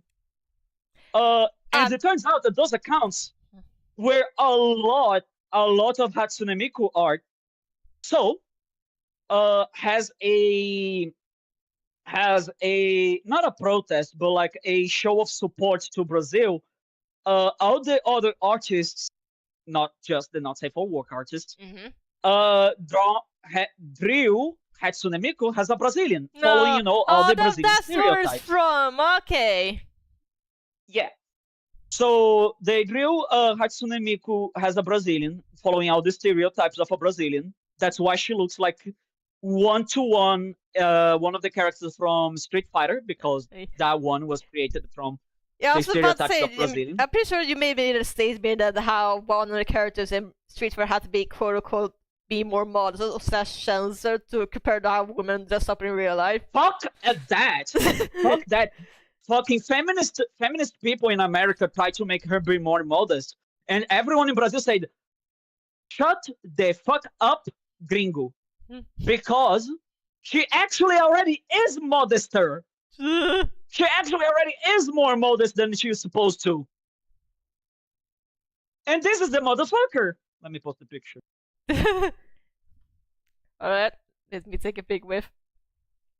Yeah. And this is the motherfucker. She is more modest. So like they ask like, oh no, this is, and the worst part is they were saying like, oh, this is misogynistic. This is an attack upon women. Meanwhile, half the women in Brazil were like, are you out of your fucking mind? Do you know how hard it is to fight capoeira, her style of fighting, with anything lighter than that? For people watching at home, here's the context. This is what the character in question looks like. Keep in mind, this is apparently modest compared to people in Brazil usually dress up as. Most capoeira women that would be fighting, they would be wearing a bikini that would leave nothing to the imagination. Yep. She's being so kind-hearted giving her those pants. So I had to show this shit because Listen, she's covering her ankles. That is just egregious here. It's hilarious considered she's supposed to be modest, yet she's one step away just showing her nipples. She's not even one step away. You can see the volume. She's straight up doing it. If it were a colder day, you could see everything. Though she does keep the theme of all Brazilians have electric powers. I don't understand Because, why so every Brazilian has electric powers. I don't understand. Okay, listen. Our hot water here is by electrifying the water. The way our hot water tap works is by having a fuse coil inside of the water tank that is divided for the hot water, that heats the fuck up, and that heats the water. And then we take a bath. So the shower head has a direct earth grounding connection, so that we don't take an electric shock every time we go to take a bath. However, because every house in Brazil is wired like a suggestion, not like a rule, everyone takes an electric shock like when they're taking a bath, like once or twice. Jesus per month. Christ. Let's just say that OSHA would not survive Brazil. They would have a heart attack and simply die. Oh god. I was about to say. And that's why Brazilians are electric powered, I suppose. Because about to say, I was too scared to make a joke about how you Brazil apparently have some internet instruction so they can, I don't know how to. God, what's the nicest way to say it? Just fucked up. Oh, there's no nice way. Please say it. How your electric infrastructure looks so fucked up. I'm going to be completely honest. Nobody here knows how it works. I think the thing that is protecting us from a data center is that the moment it went up, the fucking homeless people around here would steal every single ounce of copper available and unavailable inside that bitch. So to say we should send all the Brazilians to America so they can raid all the data centers. Oh god, yeah, that would be a plan. That would be a plan like sending African ants towards like an all-you-can-eat buffet. Like they would just strip that shit down like in no time at all. It would be like that scene in Indiana Jones and the Crystal Skull, where the ants just like devour the guy while still alive, like it was a goddamn pile of bones. That sounds so horrible. I say this because like my sister said that the most common and horrific accidents she saw while she was a doctor was people that would cut copper wires with metal shears. And one day she saw a guy. Listen, it's just a little electric shock, okay? You just walk it out. Just a little. It's just a little shock. What are you, a fucking pansy? No, but my older sister almost died from electric shock years ago. That's literally what I'm going to say. My sister said that, like, at one point when she was, being a doctor, she received a patient that the guy had a complete cauterized hole on his heart from trying to steal some copper wires. Jesus He wasn't Christ. still alive. It was just a black fucking hole inside his heart. Jesus Christ. He had become an anime character. A little bit of a shitty power, I guess. But yeah, no, Brazilians are made of complete unobtainium.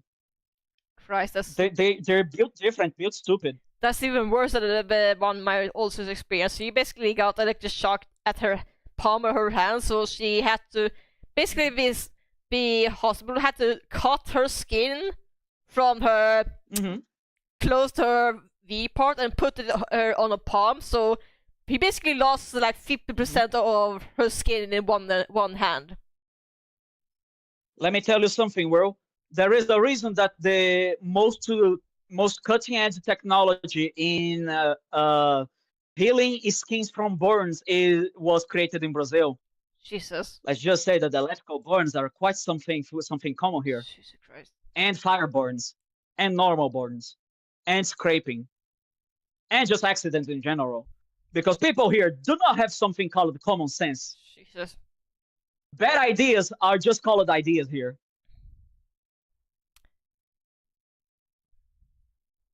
Bad ideas are just ideas. Actually, Nathan, I want to ask you something. Yes. This is something kind of related to you. Remember the one sketch I drew when I was away from home? That about the secretary bird? Somewhat, yes. Yeah.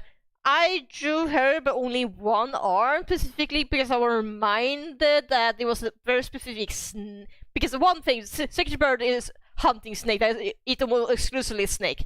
They hunt and eat snakes. Yeah, including the ones that are actually very venomous.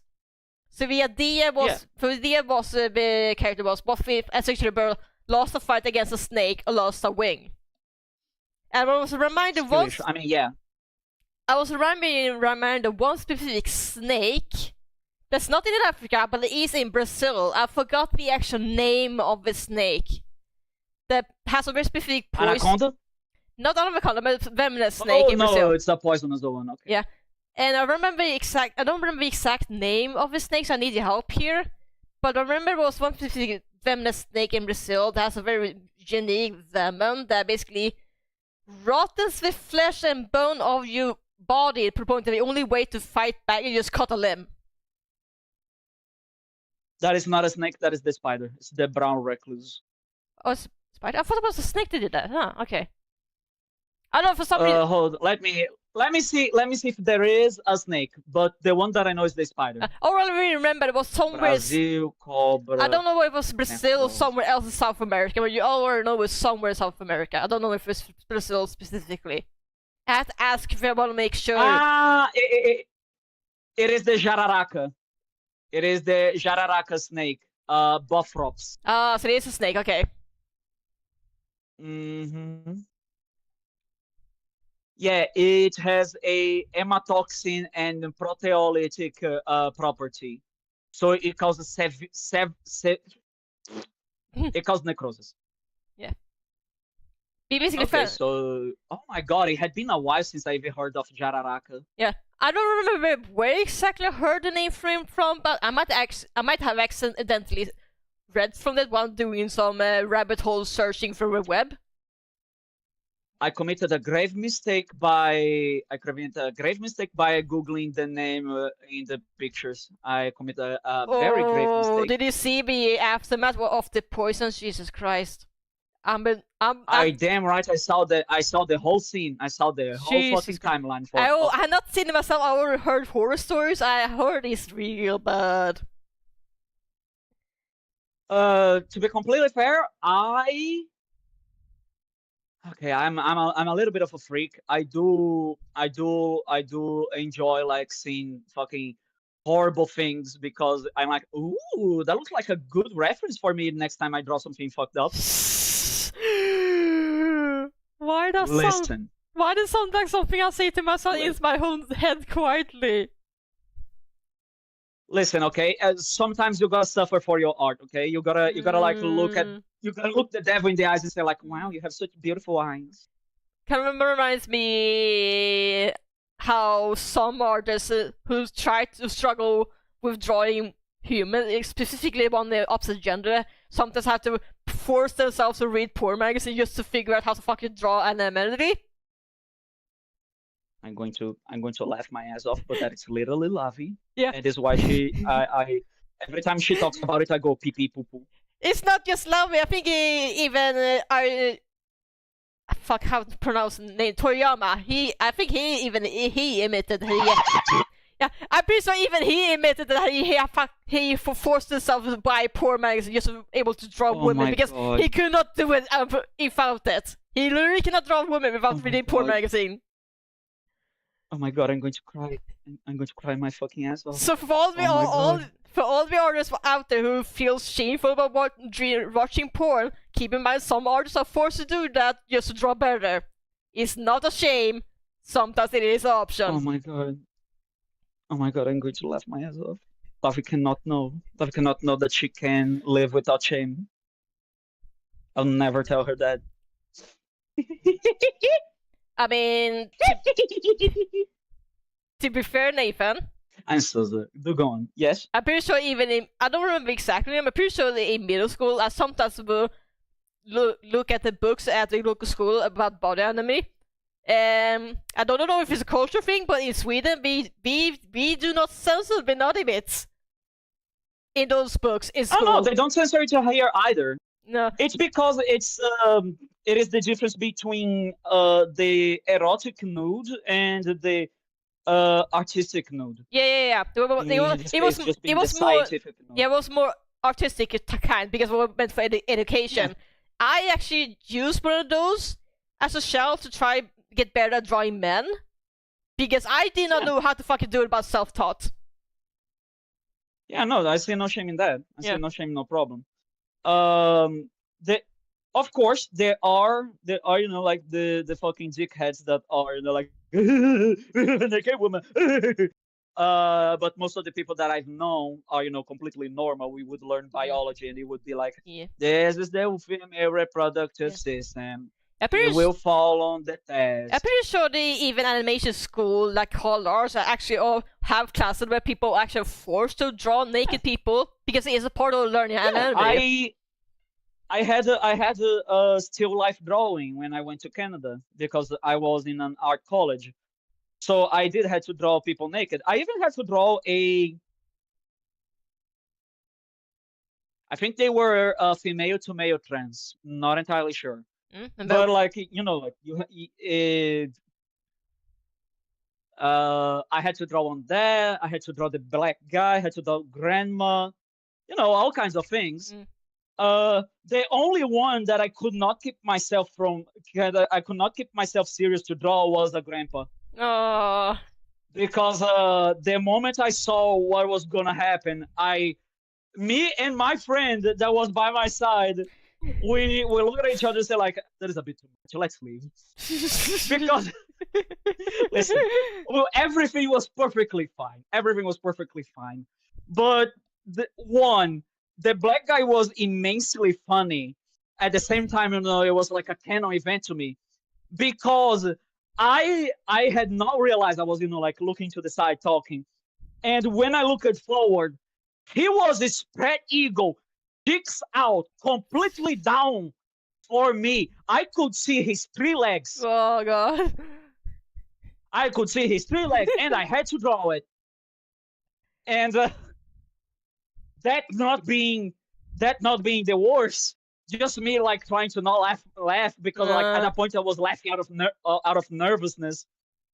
The day was the grandma. Not only like every time her pose was with her front towards me, like I had to draw her tit up to her fucking knee. The girl by my side probably like was having it worse than I, and bopped it and like splattered her ink bottle everywhere. Oh so like I started helping her, and grandma was trying her best to not laugh. Aww. Like, are you okay, Yuri? Like, yeah, no, I'm fine. I'm sorry. And I was just like, I was holding on so hard. I was like, I gotta make it through this. I can't laugh. And it is an important experience. It is an important experience. I just could not do it with Grandpa because I swear if I saw his wrinkly ass dong, I would like become a stone statue at that point. The fact that I'm sneaking means that Medusa. Yup. It would be like the Medusa Petrifica, just like like I would just do that to not laugh. Oh my god. It's an important question. Rapso told me that very... Huh? I was about to say, an important question. Who will survive longer, you or Lavi during that? Lavi will not survive the first day. Lavi would not survive the first day. I'll fucking tell you that much. She would not survive the first day. She would not survive the first fucking day. I'll be completely fucking honest with you. I wouldn't even bet money. I wouldn't even bet money. Oh, fuck. God damn it, Lavinia. Oh god, I feel like fucking such a dickhead for laughing. God. No, you're not being a dickhead. You know what's the dickhead? Draxo told me that unfortunately enough, someone when you do this have in mind when you do this kind of classes, it is understood that you're an adult mature person and you're drawing someone that is there for that, for drawing, for figure drawing, right? Yep. You have that knowledge that no one in there is supposed to record or photograph, right? Oh right. no, don't tell me someone actually did that. Draxo told me that someone, while he was in college, not only sneakily photographed, was also sharing it. Oh, and because of that one person, they killed it forever. They could they would never have a figure drawing ever again in an art college. That fucking bitch. Congratulations, dickhead, you ruined it for everyone. And that's why we can have nice things. Because one dickhead decided, his penis was worth more than everyone's learning. I would beat his fucking ass if I knew. Yeah, Draxo got fucking understandably mad. Yeah, of course. I, of course, was mad too once I learned. Because, come the fuck on. How can you be so fucking selfish? Not just being selfish. Selfishness is, the least, actually. How can you fucking betray, an agreement like that? The person there, is putting themselves into a vulnerable place because, they believe that, everyone there is going to be a fucking adult. And there comes someone being a goddamn twerp. Come the actual fuck on. Rotten animal. What a rotten ass bitch. God, I straight up could not take a shower at school because I have exact same issues like that. So someone would just raid in, bring phone cameras and whatnot. So I can only imagine how much worse it must be in a place like that. That's terrible. Oh, I hate looking at my own body. I have absolutely no fucking self-confidence. So I only swim using a full body swimsuit.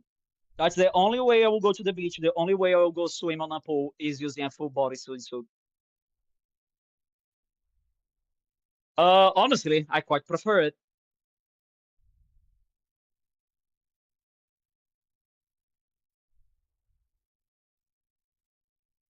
Hello? Yeah. I'm sorry, I wasn't being concentration mode while drawing. No problem. No problem. Just saying. Let's see, what time is it? Yeah, I think I can draw for another hour maybe, but probably will not be finishing today because it's taking longer than I thought it was gonna be. But then again, yeah, by all means, if you were feeling tired, do go rest. But I'm not tired yet. Not yet, you ain't. But you will be. Yep. Yeah.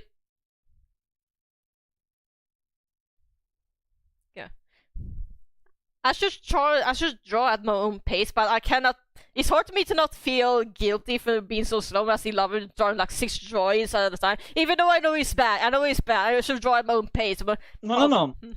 What you need to understand is that the difference between speeds is not just your pace. It is simply a difference in quantity. You might see Lavi doing that, at that speed. But what you didn't see was how many times she was drawing at a much slower speed than yours.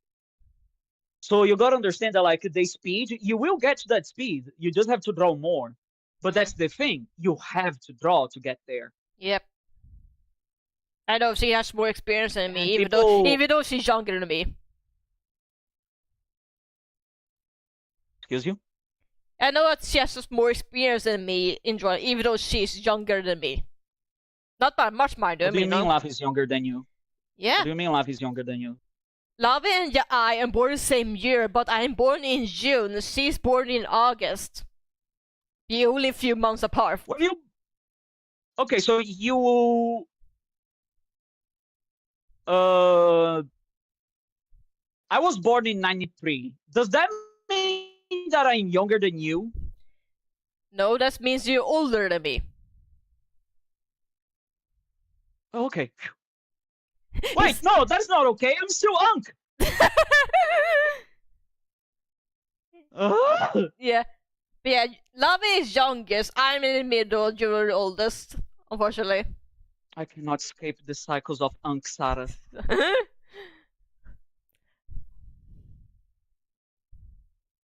I am the oldest one here, young one. I am the wisest. Except not.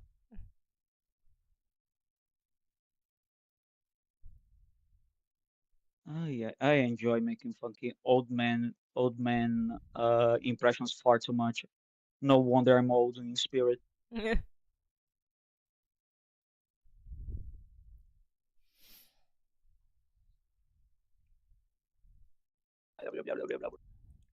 least it's a good impression. I cannot do voice acting to save my life.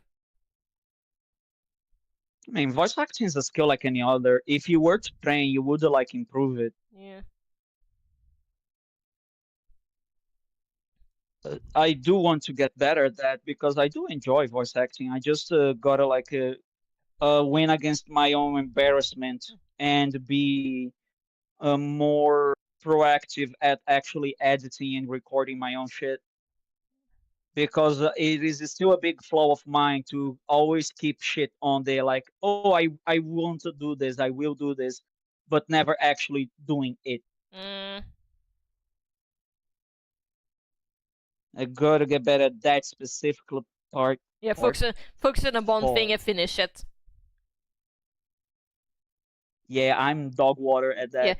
If it makes I you feel never focus on just if it one makes you thing. feel better, I'm guilty too. That's why I'm struggling to finish the repo video because I've been focusing on so many things at the same time. Shit. Sorry. But don't worry, you listen. There is just one thing I want you to get, and is to get more confidence in yourself because you generally have a very good skill, but you cannot see it. Wait. And you are learning in a very fast pace video editing. So like that is something for you to be proud of, and you should be proud of. I appreciate I'm your gonna beat comment, you up. Nathan, but I'm gonna beat you unfortunately up. I'm wrong. Drew you fucking wrong layer. I'm mad at myself right now. Oh, okay. Sorry, I'm Lamau skill issue. There you go. Insert meme here. Right. There you go. I'm drawing a red layer this time. It's all fine. It's all good. Yeah, I was able You to say save like it. to That not it was fucking overstress like it's not a big deal. I just get frustrated and make it a rookie mistake. Remember, rookie mistakes are still made by professionals at Yeah, the I know. very end of their careers. Yeah. In fact, it is the more arrogant you become, the more rookie mistakes you commit. So there is no shame in committing them, unless you're an arrogant prick. Then you should be ashamed. You should be embarrassed. You should look your parents in the face and say like, "I'm sorry."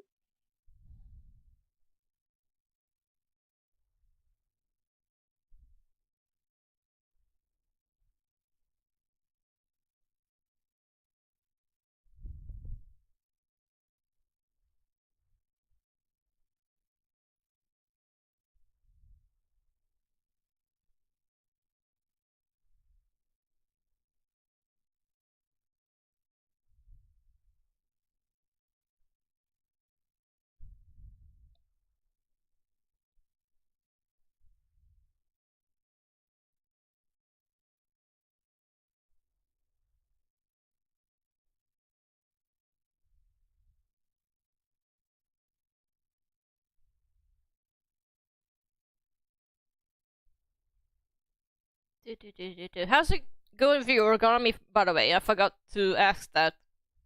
Uh, it's going weird, but in a good way. Okay.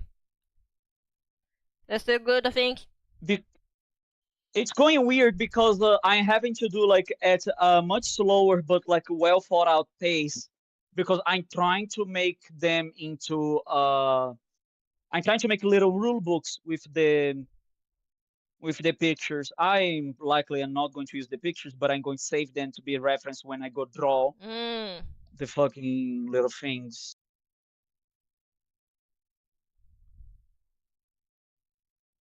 Mm,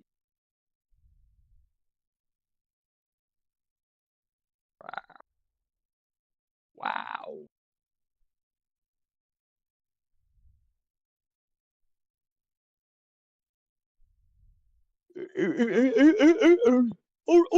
Or.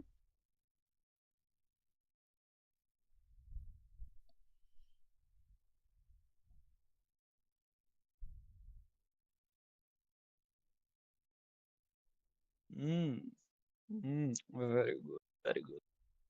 Very weird, but very good.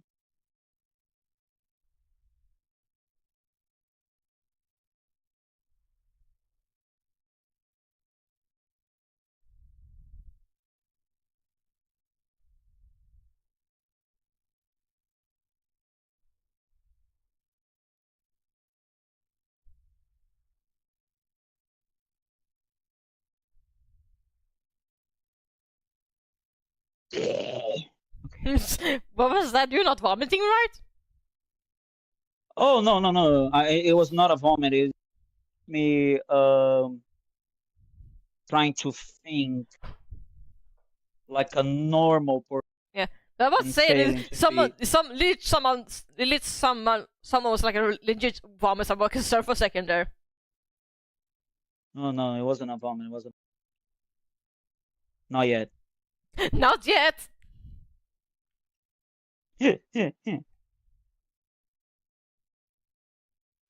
Don't worry about it, okay? Just don't worry about it.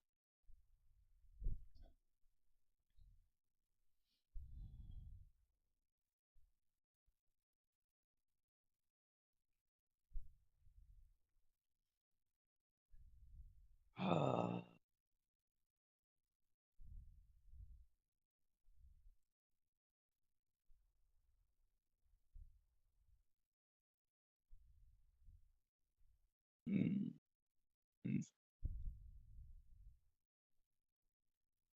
mm. There we go.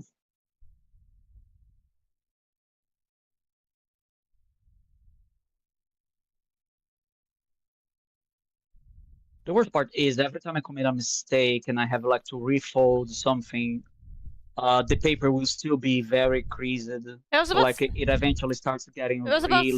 really grody. So I'm about to say, it probably is harder to do origami than drawing because I have a luxury with drawing. I just could erase it. You don't have the same luxury with the origami because the mistake for a code is almost permanent. Well, that's the thing, right? It is both its flaw and its beauty. Its beauty in the sense that it is because of this that origami will teach you how to appreciate both the flaws and the good things of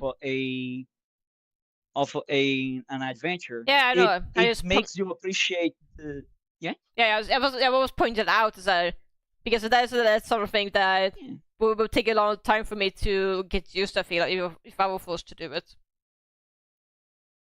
Yeah, like you're seeing me just like making this one, but you haven't seen like the amount of times I made mistakes or things only very close to this or like very similar but not quite this. Uh, the amount of times I made a completely different origami to then get the inspiration to make this one. There is like a lot of things like on the back catalog that would only eventually lead up to this. Mm. A lot of it. A lot of weird little things and little things. Oh, I see. I see where I'm Ooh, going I crazy. see. Yes. Yes. Sorry, I had to make the Because- Kung Fu Panda joke with a bit big sense in terms of, oh, I see. It is a joke about from which Kung Fu Panda? The first one, I only remember the first one. the first one with the with wise turtle, you know, one. He's on the sometimes he says, "Oh, I see," in a very specific way.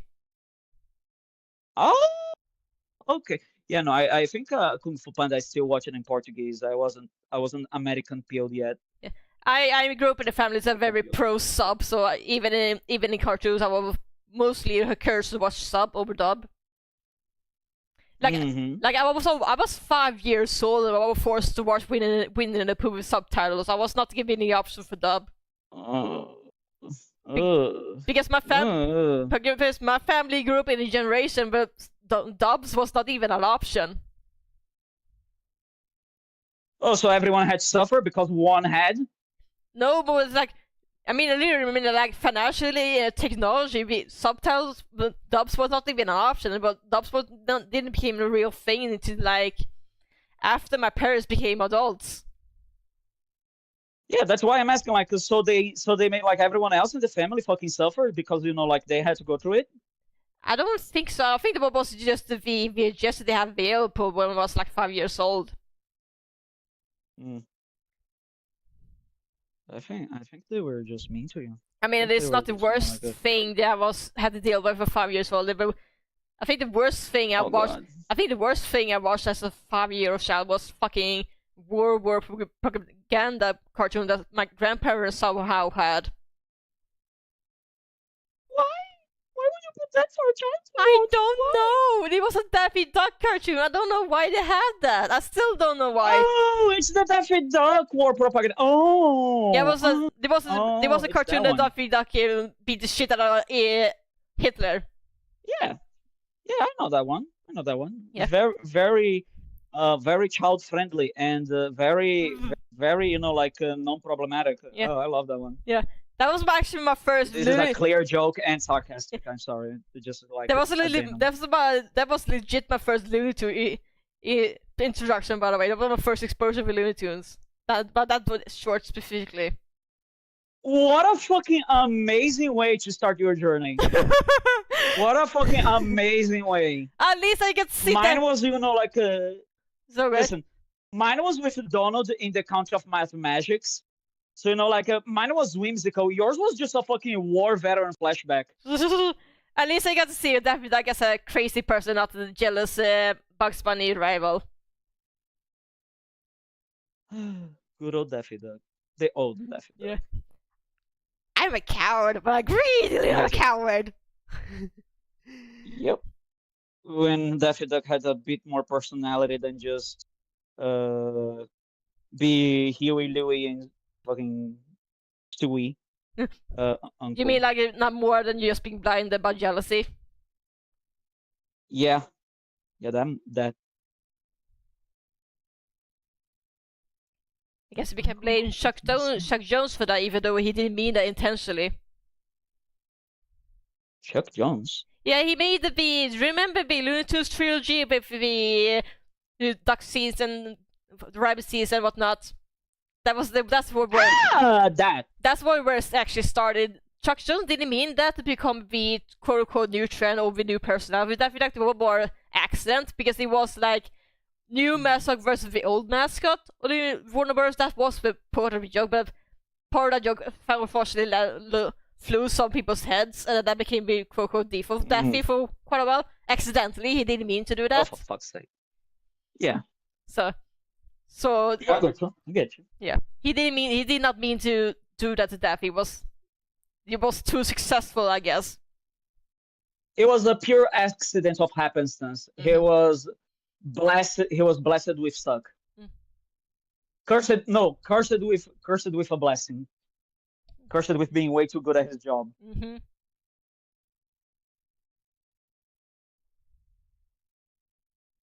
Oh, hold on. I have a second chance now.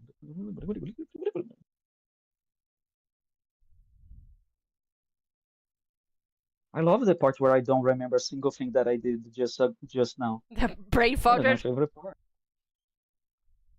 Quite literally, brain fart, brain resetted, brain say like, you know what? Fuck off, Nathan. I'm like, do you have to? I have to? Can't we like see our differences and just like work on this together again, like we did? Please. It's kind of funny because in Sweden, brain fart has a different word. In Sweden, it's actually called hjärnsläpp. But basically, is roughly Hjärnsläpp? yeah. In Sweden, it's called hjärnsläpp. That basically roughly translates to holding the brain and accidentally drop it like a rock.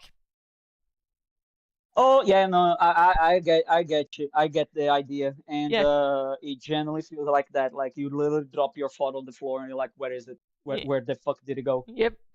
That basically is how we say the word. It's like your brain did not fart. You accidentally drop it briefly.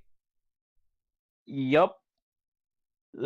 Chances are it was not that briefly, though. Chances are it was not that briefly. Yep.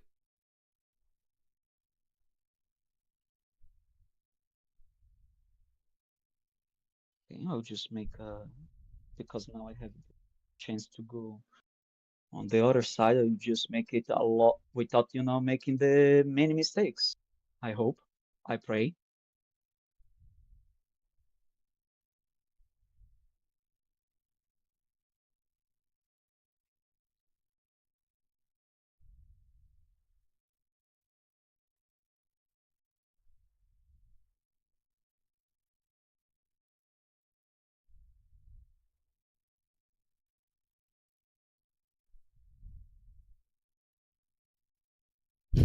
Getting a lot of song music in my music playlist is surprisingly fitting considering what I'm trying right now.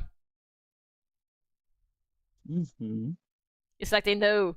My music stopped at a good while ago, and I didn't even notice because like I'm either focusing on talking or focusing on the folding. Mm-hmm. Also, I always enjoy like the white noise of just something, some object, more than like music and etc. Even the sound of a conversation. That's why I enjoy like the sound of the fan or the air conditioning. I actually cannot stand a silent air conditioner or silent fan. I don't have any air conditioning because I'm a fucking European like that, but I have at least 2 fans and they're not quiet. It's like I cannot play those while I'm streaming because my mic will catch them. Mm-hmm. God, I wish I were an European right now because I really could go for some cold. I was about to say heat wave has already ended on my end, thank God. So it's more like pleasant temperatures. God, send me the cold wave. Sorry, Nathan. I'm sorry you had to suffer. No, this is a joke, but I'm gonna marry you for the green card and like just live there where it is cold. There you go. Nathan.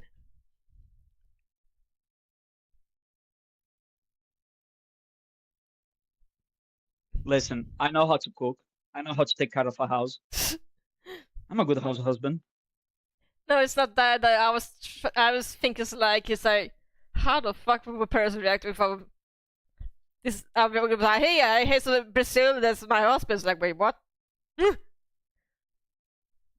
I mean, hey, I wouldn't give a shit what they think. The only person that matters is you. Remember that the only person that can tell in your heart is you.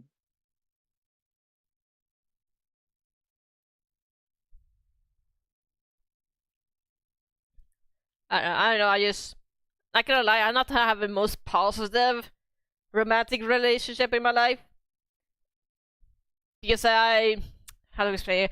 For longest time, I thought that being married or romantic relationship with someone was somehow something part of the law, not something it was a pleasure experience people had. For longest time, I thought it was like, really? For some reason, my childhood brain was like, oh, this is something I'm forced to do as an adult because to become an adult, I don't have the option to say no. I had to do this. So for longest time, I thought I had to have a boyfriend or whatnot to be acceptable. So I forced myself to have a loving relationship with someone, even though it felt unnatural for me. It's like you had a forced romantic relationship. Unintentionally, yeah. But mostly like Yeah. I didn't. It was not. I'm basically eventually I You broke. don't have to. You don't have to say it if you feel uncomfortable. Yeah. Basically I eventually broke up with that person. We're still in a good relationship, and more like platonic now instead of romantically, because both us realized that being in a romantic relationship did not work because we put too much pressure to ourselves to be quote unquote perfect. Per point we could not even hang out. So there was. What the fuck? That is fucked up. Yeah.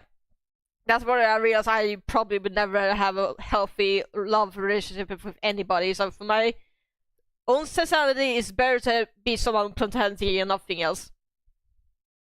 That makes a lot. No, like that makes a lot of sense. Yeah. It is heartbreaking for me to hear because I'm a very romantic person. But I do understand that nowadays the moment we live in society right now has a very sickening way to see love and affection. What do I mean by this? People do not see love and affection nowadays has a mutual agreement between two parties. They see love has a possession, and they see affection has a has a monetary exchange. Love and affection should never be a demand for equal trade. It's not alchemy, and it should never be possession. You do not own anyone. You do not, have the ownership of anyone. Love is an agreement upon one another that no matter what, you will be by that person's side till the rest of time. And that doesn't even need to be sexual or anything. That is what love truly means. It's why love can bloom between anyone, man, man, woman, man, man, woman, man, etc., etc. And it's also why I believe that you should love someone that is at the very minimum your best friend, because why would you choose to live with someone that you cannot trust with your whole being? Why would you fucking do that? Sounds like you got it wrong, like right there at this point. Yeah. But the worst part it wasn't their fault. It was more my fault because for some reason my dumb stupid monkey brains for some reason my view or romantic is for some reason my view of romantic relationship is like, okay, I need to do this to be good enough. I need to. For some reason, I treated it like some kind of business. I had to trade with someone or something. I don't know what it is. I know it's wrong. I know it's wrong with someone because for the longest time, that's my first gut instinct when it comes to romantic relationship. I don't know why. It's like, oh, I had to do this thing. Okay, it's so good. No, to go on. If you must, do go on. Yeah. Because for some reason, I treat the relationship like there's some kind of trade. Oh, I had to do this, or then either do an exchange for this, or so on, every single time. Even though I know it's wrong, but for some reason, that's my first instinct in romantic relationships. The moment it no longer becomes friendship or platonic. That's one of the reasons I question myself if I even asked. This is why I question myself if I even ask straight or I'm not, because I feel like if this is my gut first instinct when it comes to romantic relationship, then am I even straight or is something else going on that I don't realize? Well, yeah. That is from my again. I can't say those things without like having a very in-depth conversation and really poking and prodding at your brain to see what is cooking in there. But what I see, like from interacting with you, is that you have putting the dots in the I's and crossing the T's. You have had a very rough childhood where you had to obey very strict laws by everyone else, but like when it was your turn, people were very loosey goosey with themselves. So you constantly are second guessing yourself, and you constantly are wondering if you are doing the right thing or if you're doing the wrong thing, and you have a exorbitant interest in doing the right thing by the right means and never deviating of the beaten path. That is not how life is. And I say that to literally everything that you will come across. Rules are meant to be followed, but they're not meant to be plastered. They're not meant to be constrictions. They're meant to be guidelines. Uh, and because you were so harshly punished whenever you deviated off, not even rules, but like just of what your parents expected of you. 1 second. Vai, menina, vai, corre, vai. The dog was asking to leave. Um, and because you were always so harshly demanded to follow the expectations of your parents, you developed a very authoritative pleasing personality. Like you want to please whatever is the love status, whatever is the law and order of the place you are in. You want to be sure that you're taking part of the system in the way it was written to the letter. And that comes has a detriment mostly to you than like to other people. And I don't say that because like, oh, it's your fault, like you're doing it on purpose to yourself. No, I'm saying this because you're acting on what your parents wanted, which is a very obedient machine. Sorry, but it is what they wanted from you. I have no qualms with insulting them. I know they're your parents and know you love them, but I will be completely honest with you. It hurts me immensely what they have done to you. Um, and you because you are stuck in this mentality that everything is a system that you must follow by the letter, or else you will be punished, or you must be punished, or you're lesser. It is a complete fucking fallacy, and it dehumanizes you as your own person. Love, people say that love is stupid, that love makes us do stupid things, because the very first love will do is love will make you question everything that you have learned by the standards of that other person. You will try to do everything you can to see things through that person's perspective, and you will try everything to be with that person. And if your parents didn't teach you well about love, which a lot of parents don't do nowadays, much to my chagrin, um, you will innocently, because it is not your fault, you will innocently put yourself in danger. In what case, you might fall for someone that is less than stellar, let's put it that way, and they can lead you down on a bad path, because the rose tinted eyes of the first love, the first. God, I talk like a goddamn old man. But anyway, you may fall prey to someone that wants something less than stellar to you.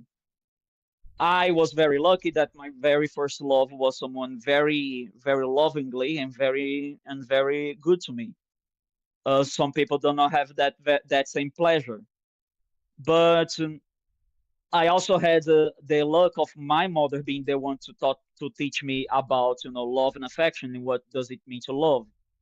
And I learned it very early, that love is an agreement between both parties. Love is putting love and trust, like the trust that you give to a close friend, are almost the same thing.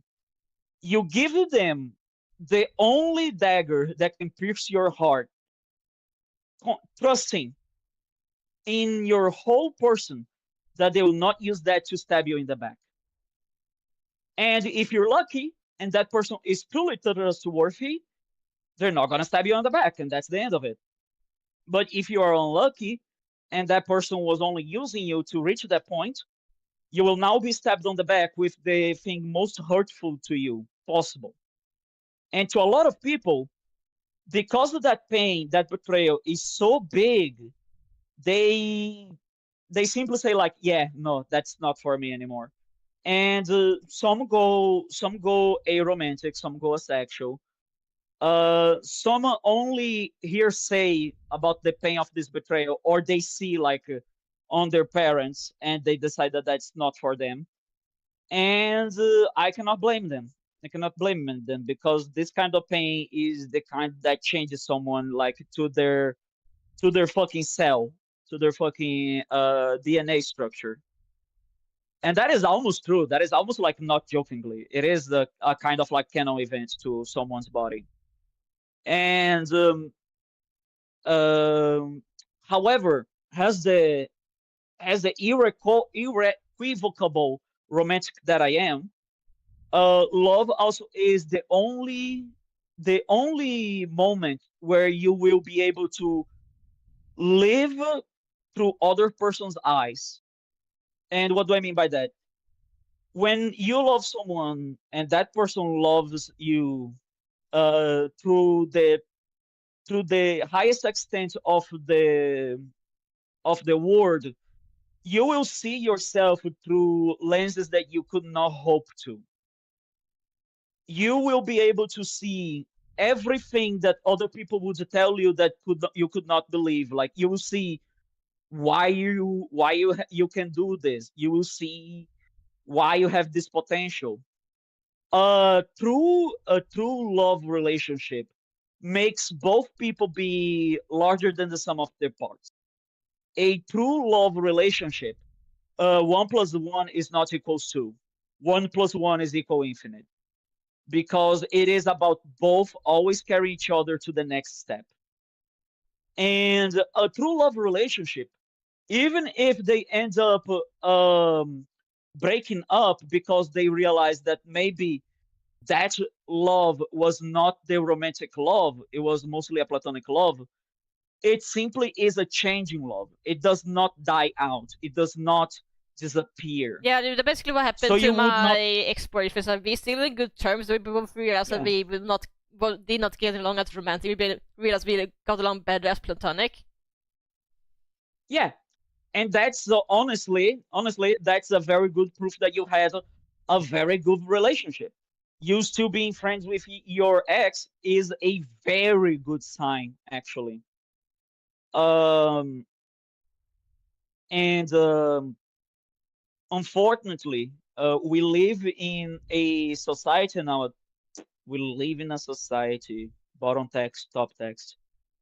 We live in a society that keeps seeing a relationship has something that you have to constantly be one-upping one another. You see, women nowadays, they only want to have a relationship with a man that does more than them, but they don't want to have a relationship with a man that has less than them. But they also don't want a man that has more than them, because then they would be arrogant. So like, it's a little bit like, okay, then what the hell do you want, ma'am? But not only that, but you also see men that are incredibly I'm not even gonna talk about alpha males, because like that would imply that I respect them enough as a person. I don't. If you watch Alpha Male podcast, you either a complete lost cause or you can still be saved. I hope you can still be saved, or else, like, what the fuck are you doing here? And it is sad, because like a lot of the time when you see someone that is an incel, involuntarily celibate, it is because they were directed to a hate farm. And by hate farm, I mean quite literally any fucking place on Twitter, on Reddit, or, God forbid your soul, 4chan. Um, and in those scenarios, you will reach a point of loathing where you firmly believe that every woman is the exact same and every woman is out there to, to roast you like a fine rotisserie chicken. Yeah. You actually And remind. of Sorry, go ahead. course, no, you go ahead, please. I was sorry I interrupted you, but you mentioned that you remind me a bit of one episode of King of the Hill that actually had an episode that actually talked about this. They actually had an Oh my episode god. tackling this issue. Incels? I didn't. God. I did not watch the episode myself. I only heard it from people in passing. But it was remember the one quote that happened in that episode where Hank was inside one of those to basically try to save one from not going in the rabbit hole, you know? Oh, okay, yeah. Yeah. Then I was talking about one person, and Hank was said something along the lines that maybe you should respect women more, or maybe you should listen to them. And one guy said, "Well, how do you know?" And he responds, "Well, but I'm pretty sure I'm the only person in this room who still has a wife." You know what? That's a convincing argument. Yeah. Well, basically, that's the point that people slowly listen to him for that reason. Mm-hmm. I had to bring it up because it's so goddamn funny yet so true. But go ahead, continue. No, like, you're not wrong at all. Like, that is very funny. I'm just shocked that King of the Hill is, like, still having new episodes. Yeah, that is like. I think they got the new season not that long ago. It was not a sequel. It's not a reboot. But it was a direct sequel, actually. They basically went with a time skip approach. What the fuck? Yeah. I mean, okay. What the fuck? Okay. Okay, but you continue with what my phone discharged. Oh my fucking god! Are you kidding me? Oh god. Well, I guess now I have to end the stream. Okay. No, my phone discharged. I'm so sorry, Nathan. Though I will continue talking. I will just rate these fellas, these fart smellers. Yeah, I don't know how much longer I'm gonna be streaming, but I will try a bit longer. I'm in motivation mode right now. Yeah, and if you're motivated, that's great. Oh my god, no. Wait, no, never mind. Okay. Alright, let me rain. Let me real. I'm gonna rate this boy. It's been a while since I've seen my boy.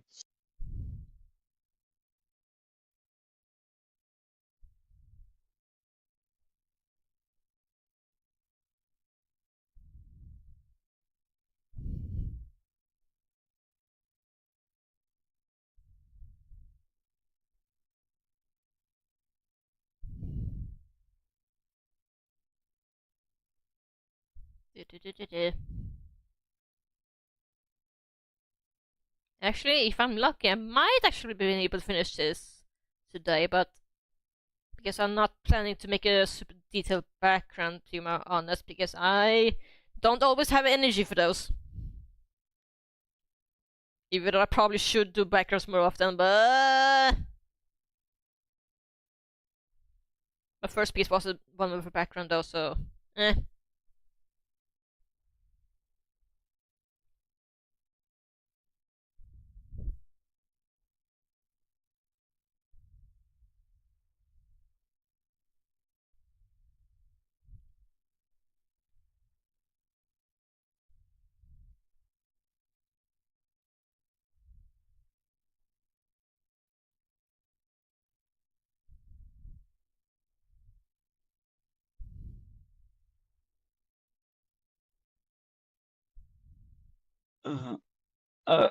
Sorry, I just focusing on talking here for a split second. Yep, yeah, that's okay.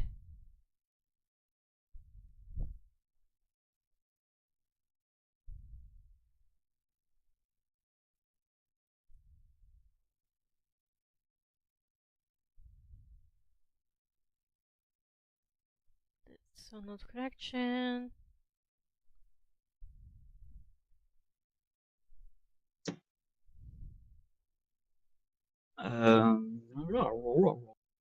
I do am going to go rest though, Will. But we absolutely have to retake this conversation because this is a topic that is important to talk, Mm. and I feel that it is like it is something that you struggle with, and like if you are struggling with that, by all means, do ask for help. Mm. So at any moment that you want to retake this conversation, you can just like send me a DM, okay? All right. Bye bye. Bye bye. Stay Will. Take care, Nathan. Oh, sorry, I realized I'm doing wrong language again. God damn it.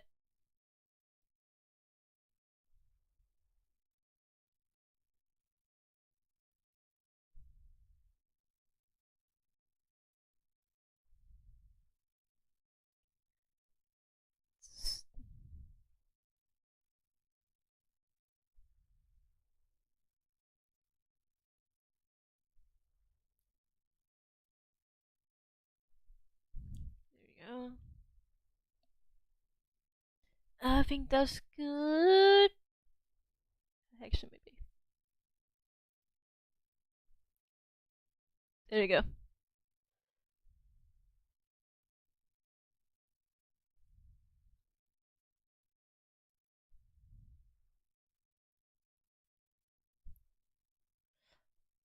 Oh, the light is barely visible. Maybe I should do something about it.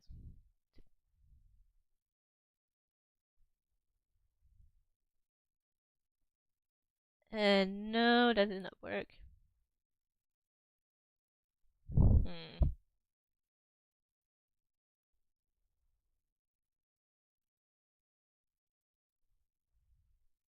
That looks better, I think.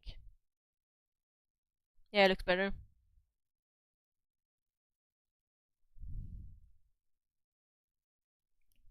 Yeah, now you use me because Nathan is taking a break.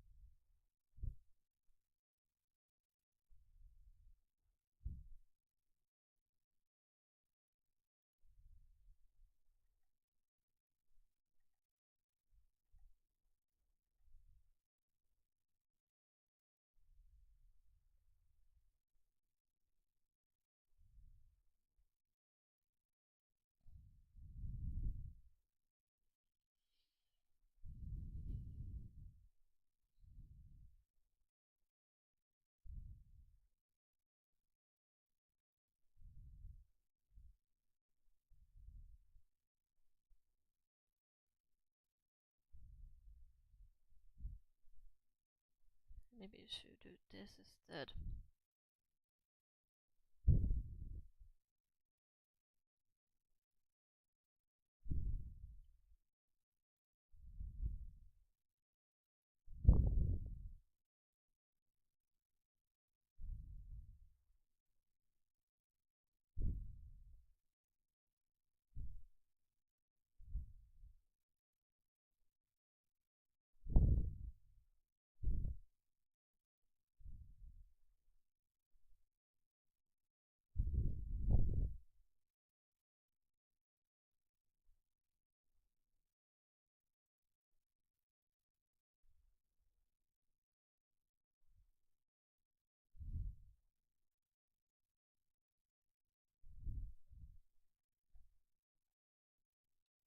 Also, did it raid measure not triggered?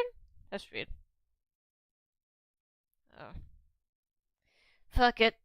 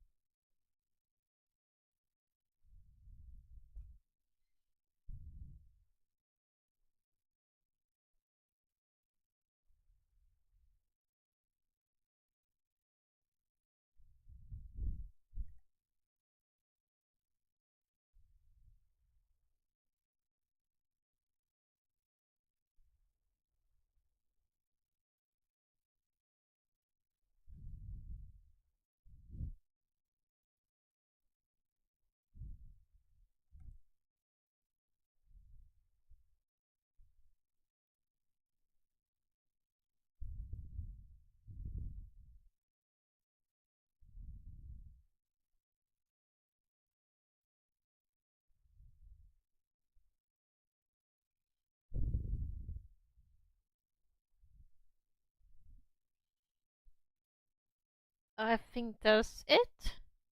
Yeah, I'm pretty sure that's it. Again, simple background, but I'm not in the mood to do some background proper.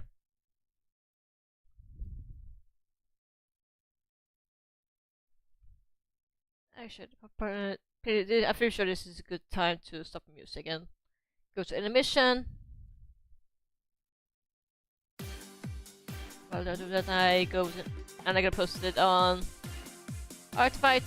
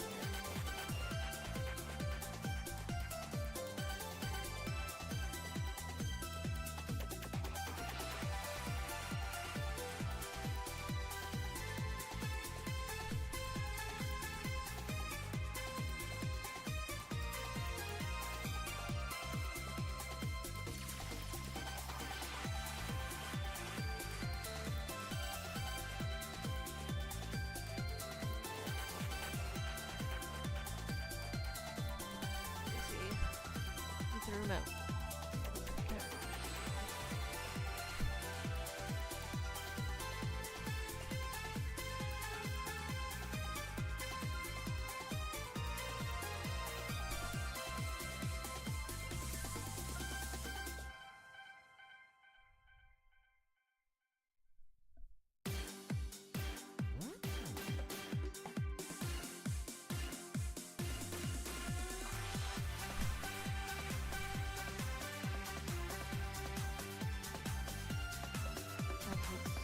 Trying to attack someone from teams strategy, from comedy.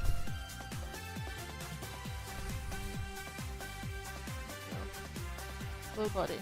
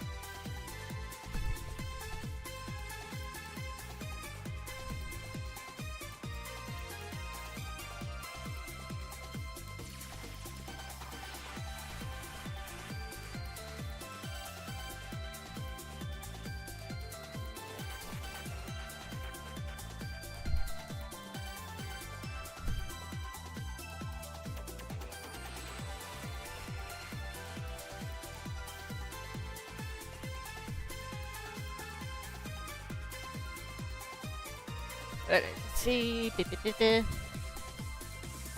Let's double check. Body.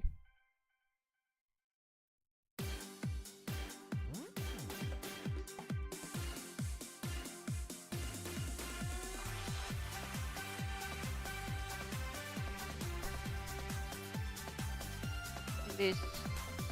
I don't know what it is, but something about the backgrounds and makes it difficult for me to figure out. Okay. Okay, this is taking longer. Here we go.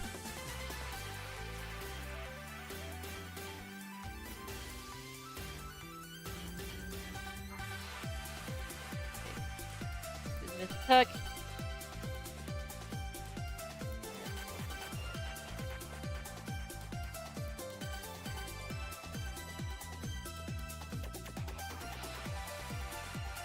God, please. I don't know why it's taking longer than you. Okay, this is working. Okay.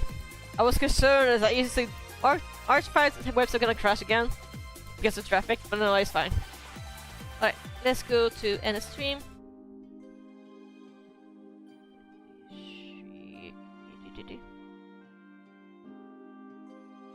Now actually, I think it's gonna call end for today because it's quiet right now. Anyway, thanks so much for joining in. Thanking for watching me and Nathan have a random discussion about random topics. I don't know what it is, but Nathan really likes to go heart to heart a lot. Every time it's just me and Nathan. Well, anyway, see you guys some more time.